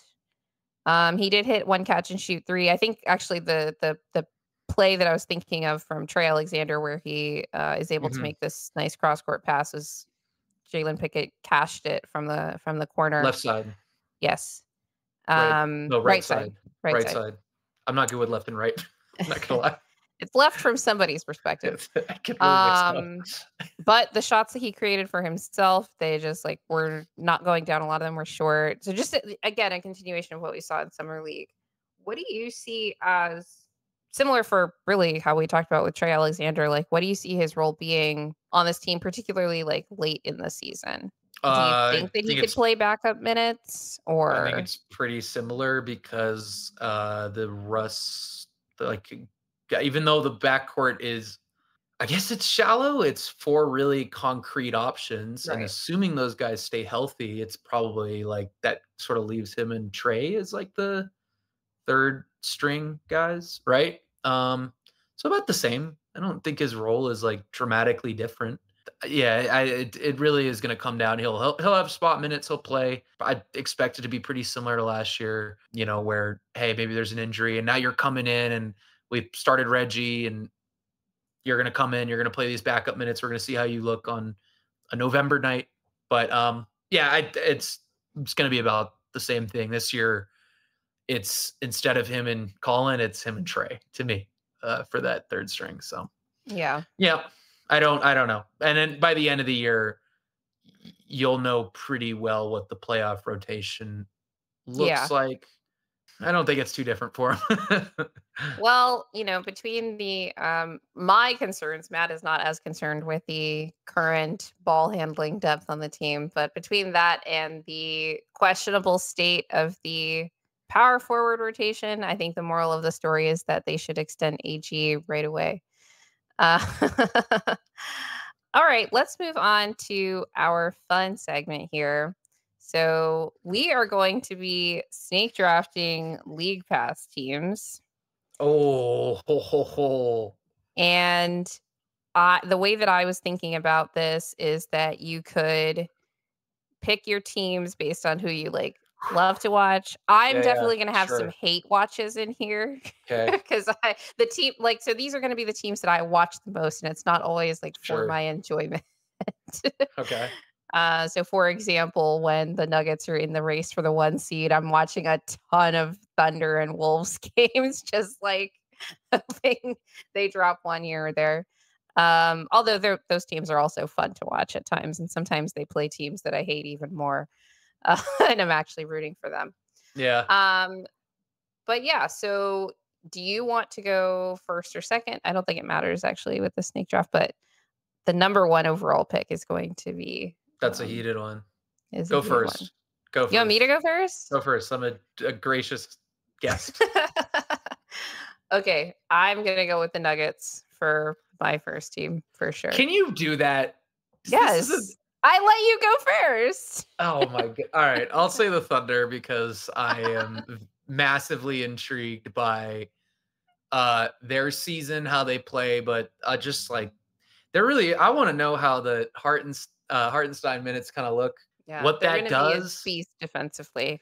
They're going to be pretty good defensively, but they don't have the 5-out stuff as much. They could do that. They can always split those Chet and Hartenstein. They can play more ways. And then Caruso is such a good get for them. I'm so mad about that. All right. So you get the next pick as well. I have a couple really intrigued ones that I just want to see how it looks. But is that a league pass team? There's a couple teams where I'm it's going to be the team that you watch the most on league pass. So see, that's the thing. I have a bunch of teams that I want to watch because I want to know how it looks. But I'm also I might not want to watch it ever again. At volume, it's just morbid curiosity. The Kings really intrigue me, but I don't know what I'd think of watching the Kings. Although I love watching DeMar. I'll go. I love watching Indiana. Okay.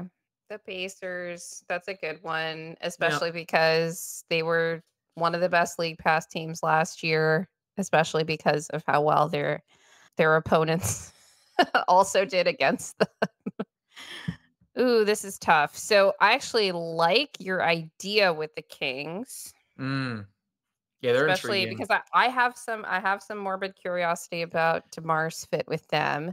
But I'm gonna go with I gotta go with the Warriors. I live in the Bay. Oh, And they like those games are just always fun, especially the games against the Kings, frankly. You just yeah. never know if it's going to be one of those games. Like you might have a game where they go on like a 20-2 run and it's the same game that they're like losing in the clutch.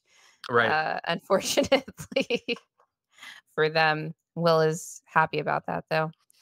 My next pick is going to be my Orlando Magic, my hometown children, and they're finally good again. So, Right. and now KCP is going to be there, and maybe they'll have some better shooting, monitoring Franz and Paolo's progress. I'm tempted by the Kings with this pick. I'm tempted. This is where like the Kings, I'm really intrigued by. Like the Pelicans, I'm really not intrigued. Like I really don't want to watch that Right. team. But I they made a big agree. move. I just all right. We'll go the Grizzlies. Oh, is that out of curiosity, or is there something like really fun about how they play? Curiosity.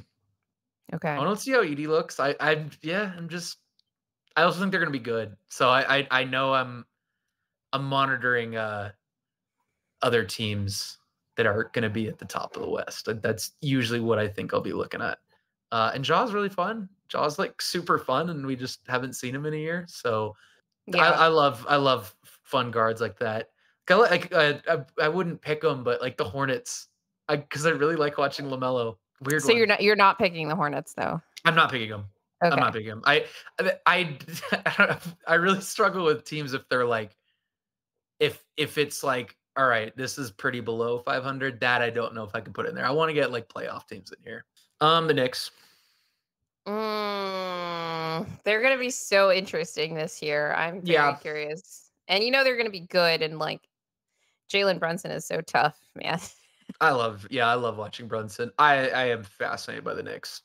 Fascinated. They're just God. I almost wish I'd picked them higher, but I'll leave it there.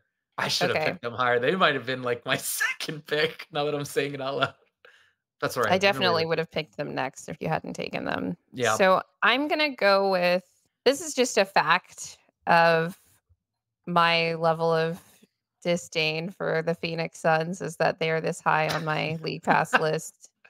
I watch them so often in hopes that they'll lose. I even watch them in preseason in hopes that they'll lose. But no, I mean, That's they're funny. another Western Conference rival. I think that they're going to be pretty good next year, probably be a top 6 team and make the playoffs outright.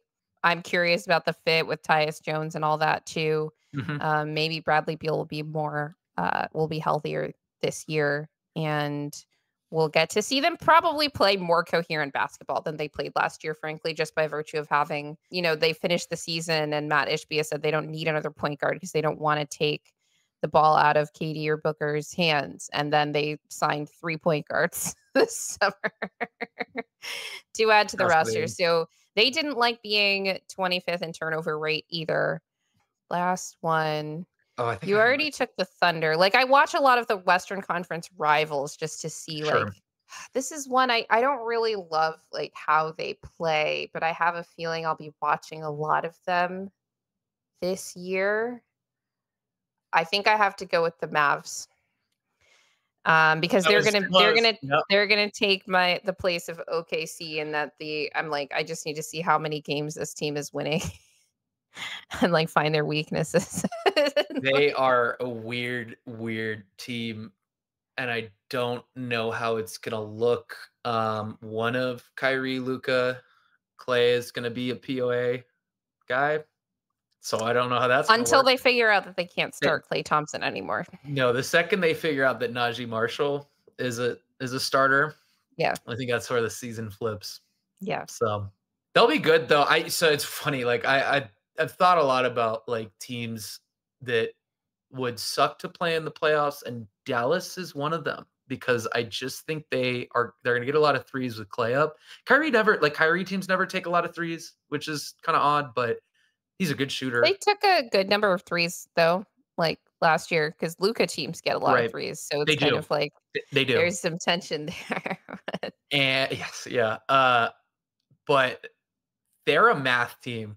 Like they're like a team you get in a playoff series with, and they just hit a ton of threes, and you just like making up the ground mathematically is really hard because of the sheer number of threes. I think I would expect them to be like a top 5 team with terms of where were they last year? Let's take a look. 3-point rate, they were pretty high. Them and the Celtics were the 2 of the top 10 offenses that were high in 3-point rate. So yeah, they were second. Okay, so they already take a lot. So they'll take even more. They might lead the NBA in threes. Yeah, they were second in 3-point rate last year after they're a math team. So I hate that's the team I wouldn't want to see in a playoff series because of the math issue. But watching in the regular season, I don't know. I don't feel like I'm going to watch that very much. So my last pick, it's a weirdo one, but kind of weird. I think I want to watch the Rockets. Oh, I was thinking about. They could win like 28 games. Yeah. They could win like 46. Like I have no idea. I love watching Şengün. Interesting players there, like Shepherd. I'm curious to see what that looks like. There's a lot going on, and I'm curious to see how it settles in. Especially because they're really good enough that like at any point they could make a move and it could impact a rival team or make them better. Like, I don't know what they're going to do. And they didn't extend either one of their young guys. So I didn't think that they would, but then there were reports coming out that they're in talks with Şengün, and Şengün really wants to extend, or his people do, and why wouldn't you, right? Like, you want to get that on the books.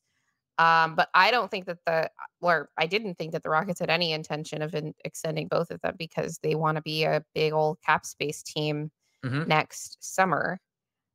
So similar to the situation that the Sixers had where Tyrese Maxey waited until the end of his deal to extend and didn't even get a player option out of it. Like, I question the decisions of some of these agents, but it allowed Philly a ton of flexibility with their cap space this offseason and made it possible they could sign all the free agents that they did. That's the situation Houston wants to be in next summer. And also they probably don't want to extend Jalen Green at all.